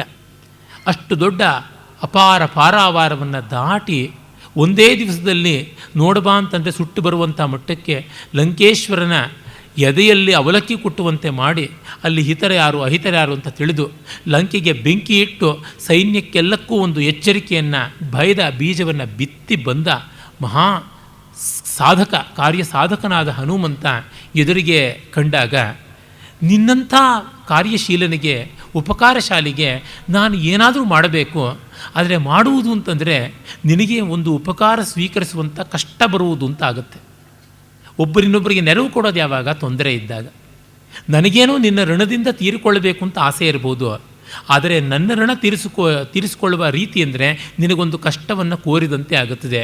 ಅದಕ್ಕೆ ನಾನು ಋಣಿಯಾಗಿಯೇ ಇರ್ತೀನಿ, ನಿನಗೆ ಕಷ್ಟವೇ ಬೇಕಿಲ್ಲ, ಕೇವಲ ಋಣಿನೋವಯಂ ಅನ್ನುವ ಮಾತು ಹೇಳ್ತಾನೆ. ಇದು ತುಂಬ ದೊಡ್ಡದು. ಅಂದರೆ ಅವನ ಕಾರ್ಯಶಾಲೀನತೆ ಎಷ್ಟು ದೊಡ್ಡದು ಅನ್ನುವುದನ್ನು ನಾನು ಋಣಭಾರದಲ್ಲಿ ಇರ್ತೀನಿ ಅಂತ ರಾಮ ಹೇಳಬೇಕು ಅಂದರೆ ಅದೆಷ್ಟು ಕಷ್ಟ. ಇನ್ನೊಬ್ಬರದ್ದು ಏನೂ ಮುಟ್ಟದೇ ಇದ್ದವನು, ತೆಗೆದುಕೊಳ್ಳದೇ ಇದ್ದವನು. ಈ ಮಾತುಗಳ ಮೂಲಕವೇ ಅವನು ಆ ಕೌಟುಂಬಿಕ ಪ್ರೀತಿ ಎಷ್ಟು ದೊಡ್ಡದು ಅಂತ ಹೇಳ್ತಾನೆ. ಮತ್ತು ಈ ಕುಟುಂಬ ಪ್ರಜ್ಞೆಯನ್ನು ಚೆನ್ನಾಗಿ ಉಳಿಸಿಕೊಳ್ಳಬೇಕು ಅಂದರೆ ಸ್ವದೋಷ ಪರದೋಷ ವಿತ್ತುಗಳಾಗಬೇಕು. ರಾಮನಲ್ಲಿ ಅಂಥ ಗುಣ ಇತ್ತು. ಆ ಎಲ್ಲ ಗುಣಗಳನ್ನು ನಾವಿನ್ನು ಸ್ವಲ್ಪ ಪರಾಮರ್ಶೆ ಮಾಡಬಹುದು. ಒಳ್ಳೆಯ ಕುಟುಂಬ ಚೆನ್ನಾಗಿ ನಡೆಯಬೇಕು ಅಂತಂದರೆ ಮೊದಲಿಗೆ ಬೇಕಾಗಿರುವಂಥ ಒಂದು ಗುಣ, ತನ್ನ ದೋಷ ಯಾವುದು, ಬೇರೆಯವರ ದೋಷ ಯಾವುದು ಅಂತ ತಿಳಿದಿರಬೇಕು. ತಿಳಿದಿರೋದು ಅಂದರೆ ಆಡುವುದು ಅಂತಲ್ಲ. ಎಷ್ಟೋ ಬಾರಿ ನಾವು ಬೇರೆಯವರ ದೋಷವನ್ನು ಪುಂಖಾನುಪುಂಖವಾಗಿ ಆಡಿಬಿಡ್ತೀವಿ. ಅದಕ್ಕೆ ಪ್ರಮಾಣವತ್ತಾದ ನಿದರ್ಶನ ನಾನೇ ಇದ್ದೀನಿ. ನನಗೆ ಮೊದಲು ಕಾಣಿಸೋದೇ ದೋಷ, ಆಮೇಲೆ ಗುಣ. ವಿದ್ವಾನ್ ವಿಪಶ್ಚಿತ್ ದೋಷಜ್ಞ ಅಂತ ಅಮರಕೋಶದಲ್ಲಿ ವಿದ್ವಾಂಸನಿಗೆ ಪರ್ಯಾಯ ಶಬ್ದ ದೋಷಜ್ಞ ಅಂತ ಹೇಳಿದೆ. ನಾನು ವಿದ್ವಾಂಸನಲ್ಲವಾದ್ದರಿಂದ ದೋಷ ಕಥನ ಆಗಿಬಿಟ್ಟಿದ್ದೀನಿ. ನಾನು ದೋಷಜ್ಞ ಅಲ್ಲ. ದೋಷವನ್ನು ತಿಳಿದವನು ಅಂದರೆ ವಿದ್ವಾಂಸ, ದೋಷವನ್ನು ಹೇಳುವವನು ವಿದ್ವಾಂಸನಲ್ಲ, ವಿದ್ವಾಂಸ. ರಾಮ ಯಾರ ತಪ್ಪುಗಳನ್ನು ಗಮನದಲ್ಲಿಟ್ಟುಕೊಳ್ತಾ ಇದ್ದನೇ ಹೊರತು ಎತ್ತಿ ತಿವಿತಾ ಇರಲಿಲ್ಲ ಅಂತ. ಒಂದು ಕುಟುಂಬ ಚೆನ್ನಾಗಿರುವುದಕ್ಕೆ ಅದು ಬಹಳ ಬಹಳ ಮುಖ್ಯ. ಅವನಿಗೆ ಎಷ್ಟು ಸಂದರ್ಭಗಳಿದ್ವು. ಹೇಳುವವನು ಯಾವಾಗಲಾದರೂ ಒಂದು ಕಡೆ, ಆದರೆ ಅದನ್ನು ಹೇಳುವುದೇ ಒಂದು ಚಾಳಿ ಮಾಡಿಕೊಂಡಿರಲಿಲ್ಲ. ಮತ್ತು ತನ್ನ ದೋಷಗಳೇನಿವೆ ಅದನ್ನು ಕೂಡ ಬಲ್ಲವನಾಗಿದ್ದ. ಬೇರೆಯವರ ದೋಷವನ್ನು ಹೇಳುವವರು ತಮ್ಮ ದೋಷವನ್ನು ಕಾಣದೇ ಇದ್ದರೆ ತುಂಬ ಕಷ್ಟ. ತನ್ನ ಮಿತಿ ಏನು ಅನ್ನುವುದನ್ನು ಚೆನ್ನಾಗಿ ತಿಳ್ಕೊಂಡಿದ್ದ. ಇಷ್ಟು ಗಂಭೀರವಾದ ಒಂದು ಆಯಾಮ ಆದರೆ ಮತ್ತೊಂದು ತುಂಬ ಸುಲಭವಾದದ್ದು ಅಂತ ಹೇಳುವ, ಆದರೆ ಬಹಳ ಕಷ್ಟವಾದ ಒಂದು ಆಯಾಮ ರಾಮನ ಒಂದು 2-3 ಗುಣಗಳು. ಸ್ಮಿತಭಾಷಿ, ಪೂರ್ವಭಾಷಿ, ಸ್ಮಿತಪೂರ್ವಭಾಷಿ ಅಂತ ಹೇಳ್ತಾರೆ. ನಗುತ್ತಾ ಮಾತಾಡ್ತಾ ಇದ್ದ, ಮೊದಲು ಮಾತಾಡ್ತಾ ಇದ್ದ, ಮಾತಿಗೆ ಮುನ್ನ ಒಂದು ಕಿರುನಗೆಯಿಂದ ಮಾತಾಡ್ತಾ ಇದ್ದ ಅಂತ. ಸ್ಮಿತಭಾಷಿ, ಪೂರ್ವಭಾಷಿ, ಸ್ಮಿತಪೂರ್ವಭಾಷಿ. ಮೊದಲಿಗೆ ಒಂದು ನಗು ಅಂದರೆ ನೋಡಿ ಎಷ್ಟು ಕಷ್ಟ ಇದೆ. ಮಂದಹಾಸದಿಂದ ಒಬ್ಬರನ್ನ ಎದುರುಗೊಳ್ಳೋದು ತುಂಬ ಕಷ್ಟ. ಅವರು ನಮಗೆ ಎಷ್ಟೋ ಅಪಕಾರ ಮಾಡಿರ್ಬೋದು. ಅವ್ರನ್ನ ಎದುರುಗೊಳ್ಳೋದು ಹೇಗೆ?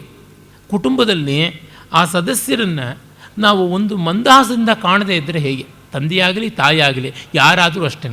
ನಮ್ಮ ಮನೆಯಲ್ಲಂತೂ ನಮ್ಮ ತಂದೆಗೆ ಕ್ಷಣಚಿತ್ತ ಕ್ಷಣಪಿತ್ತ ಅನ್ನುವಂತೆ ಕೋಪ. ಪ್ರಾಮಾಣಿಕರು, ಪರಿಶುದ್ಧರು, ಆದರೆ ಒಂದು ಸ್ವಲ್ಪವೂ ಏರುಪೇರನ್ನು ಸಹಿಸ್ತಾ ಇರಲಿಲ್ಲ. ಆಫೀಸ್ನಲ್ಲಿ ಏನೋ ತಗಾದೆ ಆಗಿರುತ್ತೆ ಅಂದರೆ ಆ ಕೋಪ ಎಲ್ಲ ಹೆಪ್ಪಿಟ್ಟುಕೊಂಡು ಮನೆಗೆ ಬರೋದ್ರೊಳಗೆ ಘನೀಭೂತವಾಗಿರುವುದು. ಬಾಗಿಲಿಗೆ ಬರ್ತಾ ಇದ್ದಂತೆಯೇ ಆ ಚಪ್ಪಲಿ ಬಿಡುವ ರೀತಿಯಿಂದಲೇ ನಮಗೆ ಗೊತ್ತಾಗ್ತಾ ಇತ್ತು, ಗೇಟ್ ತೆಗೆಯೋ ಬಗೆಯಿಂದಲೇ ಗೊತ್ತಾಗ್ತಾ ಇತ್ತು. ಒಳಗೆ ಬಂದವರು ಮುಖ ನೋಡ್ತಾ ಇದ್ದಂತೆಯೇ ನಾವು ನಮ್ಮಲ್ಲೇ ಸನ್ನೆ ಮಾಡ್ಕೊಳ್ತಾ ಇದ್ವಿ, ಓ ಇವತ್ತು ಕೋಪ ಬಂದಿದೆ ಅಪ್ಪನಿಗೆ ಅಂತ. ಅವರು ಬಂದು ಕೈ ಕಾಲು ತೊಳೆದು ಸಂಧ್ಯಾ ವಂದನೆ ಮಾಡಿ ದೇವರಿಗೆ ದೀಪಾರಾಧನೆ ಮಾಡುವರು. ಎಷ್ಟು ಕೋಪ ಇದ್ದರೂ ಅವೆಲ್ಲ ಬಿಡ್ತಾ ಇರಲಿಲ್ಲ. ಆದರೆ ಅದಕ್ಕೆ ಮುನ್ನ ಅವರು ತಿಂಡಿಯ ಡಬ್ಬಿಯನ್ನೋ ಕೈಚೀಲವನ್ನು ಆ ಇಡುವ ಶಬ್ದ ಇದೆಯಲ್ಲ ಅದರಿಂದ ಗೊತ್ತಾಯಿತು. ತಟಕ್ ಅಂತ ಕುಕ್ಕಿದ್ರೆ ಅದು ಗೊತ್ತಾಗ್ತಿತ್ತು ಕೋಪ ಬಂದಿದೆ ಅಂತ. ಆಮೇಲೆ ಅವರಿಗೆ ಅಮ್ಮ ಕಾಫಿ ಕೊಡೋರು. ಅಮ್ಮ ಕಾಫಿ ಕೊಡುವಾಗಲೇ ಭಯಭರಿತ ಭಕ್ತಿಯಲ್ಲಿ ಮೈ ಕೈ ಹಿಡಿಯಾಗಿ ಎಲ್ಲ ಭಯಪಟ್ಟುಕೊಂಡು ನಡುಗ್ತಾ ಕೊಡೋದು ಪಾಪ. ಅವ್ರು ತಗೊಳ್ಳೋರು. ತಗೊಂಡು ಕುಡಿದ್ರೆ ಕೋಪ ಮೀಡಿಯಮ್ಮು ಅಂತ ಅರ್ಥ. ಇದು ಯಾರಿಗೆ ಬೇಕು ಕಾಫಿ ಅಂತಂದರೆ ಆಯಿತು, ಅಲ್ಲಿಗೆ ಫ್ಲ್ಯಾಶ್ ಪಾಯಿಂಟಿಗೆ ಬಂದಿದೆ ಅಂತ ಅರ್ಥ.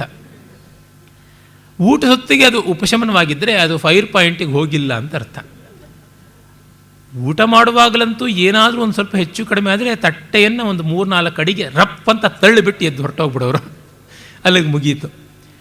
ಈ ರೀತಿ ಇದ್ದರೆ ಯಾರಿಗೂ ಅವ್ರ ಮೇಲೆ ಎಷ್ಟು ಗೌರವ ಇದ್ದರೂ ಕೂಡ ಪ್ರೀತಿ ತಂದುಕೊಳ್ಳೋದು ತುಂಬ ಕಷ್ಟ. ರಾಮ ಹಾಗೆ ಮಾಡ್ತಾ ಇರಲಿಲ್ಲ, ಮಂದಹಾಸ ಇರ್ತಾಯಿತ್ತು. ಆಫೀಸಿಂದ ಗಲಾಟೆ ಆಫೀಸ್ಗೆ, ಮನೆಯದು ಮನೆಗೆ ಅಂತ, ಯಾವುದ್ರೊಳಗೂ ಕ್ಯಾರಿ ಓವರ್ ಬಿಸ್ನೆಸ್ ಇಲ್ಲ. ಆ ಸ್ಮಿತ ಪೂರ್ವತ್ವ ತುಂಬ ದೊಡ್ಡ ಗುಣ, ಅಂದರೆ ಬಹಳ ಕಷ್ಟವಾದಂಥ ಗುಣ. ರಸ್ತೆಯಲ್ಲಿ ಯಾರೋ ಅಪರಿಚಿತರಿದ್ದರೂ ಕೂಡ ಒಂದು ಮಂದಹಾಸದಿಂದ ಮಾತಾಡಿಸ್ಬೋದಲ್ಲ. ಈ ಬಸ್ಸು ಎಲ್ಲಿಗೆ ಹೋಗುತ್ತೆ ಅಂತ ಕೇಳಿದ್ರೆ ಎಲ್ಲಿಗೆ ಹೋಗುತ್ತೋ ಗೊತ್ತಿಲ್ಲ, ಅದಕ್ಕಿಂತ ನಂಗೆ ಗೊತ್ತಿಲ್ಲ ಅಂತ ಅನ್ಬಹುದಲ್ಲ. ಅದೇ ಉತ್ತರವನ್ನೇ ಒಂದು ಮಂದಹಾಸದಿಂದ ಕೊಡುವುದು ಎಷ್ಟು ಲಕ್ಷಣಕಾರಿ. ಮತ್ತು ಕೇಳಿದವನಿಗೆ ತಾನೇನೋ ಅಪರಾಧ ಮಾಡಿಬಿಟ್ನ, 1 ಲಕ್ಷ ರೂಪಾಯಿ ಸಾಲ ಕೊಡ್ತೀರಾ ಅಂತಲ್ಲ ಅವನು ಕೇಳಿದ್ದು. ಆಮೇಲೆ ಪೂರ್ವಭಾಷಿ, ಅವರು ಮಾತಾಡಲಿ ಅಂತ ಬಿಗುಮಾನದಿಂದ ಕಾಯ್ತಾ ಇರಲಿಲ್ಲ, ತಾನು ಮಾತಾಡ್ತಾ ಇದ್ದ. ಮನೆಯ ಎಲ್ಲ ಕಷ್ಟಗಳು ನಿವಾರಣೆ ಆಗಬೇಕು ಅಂದರೆ ತಾವಾಗಿ ಮಾತಾಡಿಸ್ಬೇಕು. ಅವನಿಗೆಷ್ಟು ಕೊಬ್ಬು ನೋಡು, ಇದುವರೆಗೂ ಏನೂ ಇರಲಿಲ್ಲ, ಈಗ ಸಂಬಳ ಬಂದ ತಕ್ಷಣ ನನ್ನ ಮಾತಾಡಿಸೋದಿಲ್ಲ ಅಂತ. ಹೀಗೆ ನಾವು ಯಾಕೆ ಅಂದ್ಕೋಬೇಕು? ನಾನೇ ನೋಡಿದ್ದೀನಿ ನನ್ನ ಸ್ನೇಹಿತರ ಬಂಧುವರ್ಗದ ಮನೆಗಳಲ್ಲಿ ಕೆಲವು ಕಡೆ ಮಗನೇ ತಂದೆಯನ್ನು ಕಂಡು ಕರುಬುವಂಥದ್ದು. ನಾವು ರಿಟೈರ್ ಆದಾಗ ತೆಗಿತಾ ಇದ್ದಷ್ಟು ಸಂಬಳ ಇವರಿಗೆ ಮೊದಲನೇ ತಿಂಗಳಲ್ಲೇ ಬರ್ತಾ ಇದೆ ನೋಡ್ರಿ, ಅದಕ್ಕೆ ಅವನು ಕೊಬ್ಬು ಅಂತ ಸಂತೋಷ ಪಡಬಹುದಲ್ವ. ನಾನು ಮಾಡದೇ ಇದ್ದಿದ್ದನ್ನು ಮಗ ಮಾಡ್ದ ಅಂತ. ನೋಡಿ ಬಂದುಬಿಟ್ಟ ಆಫೀಸಿಂದ ಅಂತ, ಏನಪ್ಪ ಬಂದ್ಯಾ ಅಂತ ಕೇಳಬಹುದು. ಏನಿವತ್ತು ಬೇಗ ಬಂದಿದ್ಯಾ, ಕೆಲಸ ಕಡಿಮೆ ಇತ್ತು ಅನಿಸುತ್ತೆ, ಪರವಾಗಿಲ್ಲ ಪಾಪ ಅಂತ ಏನೋ ಹೇಳಬಹುದಲ್ವ. ಏನೋ ಒಂದು ಮೊದಲಿಗೆ ಒಂದು ಮಾತಾಡಬಹುದು. ಈ ಮೊದಲ ಮಾತು ಮಿಕ್ಕವರ ಬಿಗುಮಾನವನ್ನು ಕಡಿಮೆ ಮಾಡುತ್ತೆ. ಸಾಮಾನ್ಯವಾಗಿ ನಾವು ನಕ್ಕು ಮೊದಲ ಮಾತಾಡಿದ್ರೆ ಎದುರಾಳಿ ಎಷ್ಟು ಕೋಪಿಷ್ಠನಾದರೂ ಕ್ರೂರಿಯಾದರೂ ಅವನು ಸ್ವಲ್ಪ ತಗ್ಗಲೇಬೇಕಾಗುತ್ತೆ ಸಭ್ಯ ಸಮಾಜದಲ್ಲಿ. ಅಸಭ್ಯ ಸಮಾಜದ ವಿಷಯ ಬೇರೆ, ಅದನ್ನು ಬೇರೆಯೇ ಆಗಿ ಹೇಳಬೇಕು, ಇದಲ್ಲ. ಹೀಗೆ ಅವನು ಪೂರ್ವಭಾಷೆ ಮತ್ತು ಎಷ್ಟು ಕಠೋರವಾದ ವಿಷಯವನ್ನು ಆಡುವಾಗಲೂ ಕೂಡ ಸ್ಮಿತಪೂರ್ವ ಭಾಷೆ. ಆಗಾಗ ನಕ್ಕು ಮಾತಾಡ್ತಾ ಇದ್ದ, ಮಂದಹಾಸದಿಂದ ಮಾತಾಡ್ತಾ ಇದ್ದ. ಅಂದರೆ ನಾನು ಹೇಳುವ ವಿಷಯ ಗಂಭೀರವಾದದ್ದು, ವಿಷಯದ ಜೊತೆಗೆ ತಗಾದೆಯ ಹೊರತು ವ್ಯಕ್ತಿಯ ಜೊತೆಗಲ್ಲ ಅಂತ ಸ್ಪಷ್ಟೀಕರಿಸುವಂಥದ್ದು. ಅಭಿಪ್ರಾಯ ಭೇದಗಳು ಮಾನವ ಸಹಜವಾದದ್ದು. ಆದರೆ ಅಭಿಪ್ರಾಯ ಭೇದಗಳನ್ನು ವ್ಯಕ್ತಿಗಳ ಮಟ್ಟಕ್ಕೆ ಆಳದಲ್ಲಿ ಇರಿಸಿಕೊಂಡು ಬಿಟ್ಟರೆ ತುಂಬ ಕಷ್ಟವಾಗುತ್ತದೆ. ಆ ಸಂದರ್ಭಕ್ಕೆ ಪ್ರತಿಕ್ರಿಯೆ ತೋರಿಸಬೇಕಲ್ಲದೆ ಆ ಇಡೀ ವ್ಯಕ್ತಿಗೆ ಅಲ್ಲ, ವ್ಯಕ್ತಿಯ ಪೂರ್ವಾಪರವನ್ನೆಲ್ಲವನ್ನು ತೂಕ ಮಾಡಿದಂತೆ ಅವನ ಬಾಳಿಗೆ ಒಂದು ತೀರ್ಮಾನ ಕೊಟ್ಟಂಥ ಮಾತಾಡೋದು ತುಂಬ ಕಷ್ಟ ಆಗುತ್ತಲ್ಲ.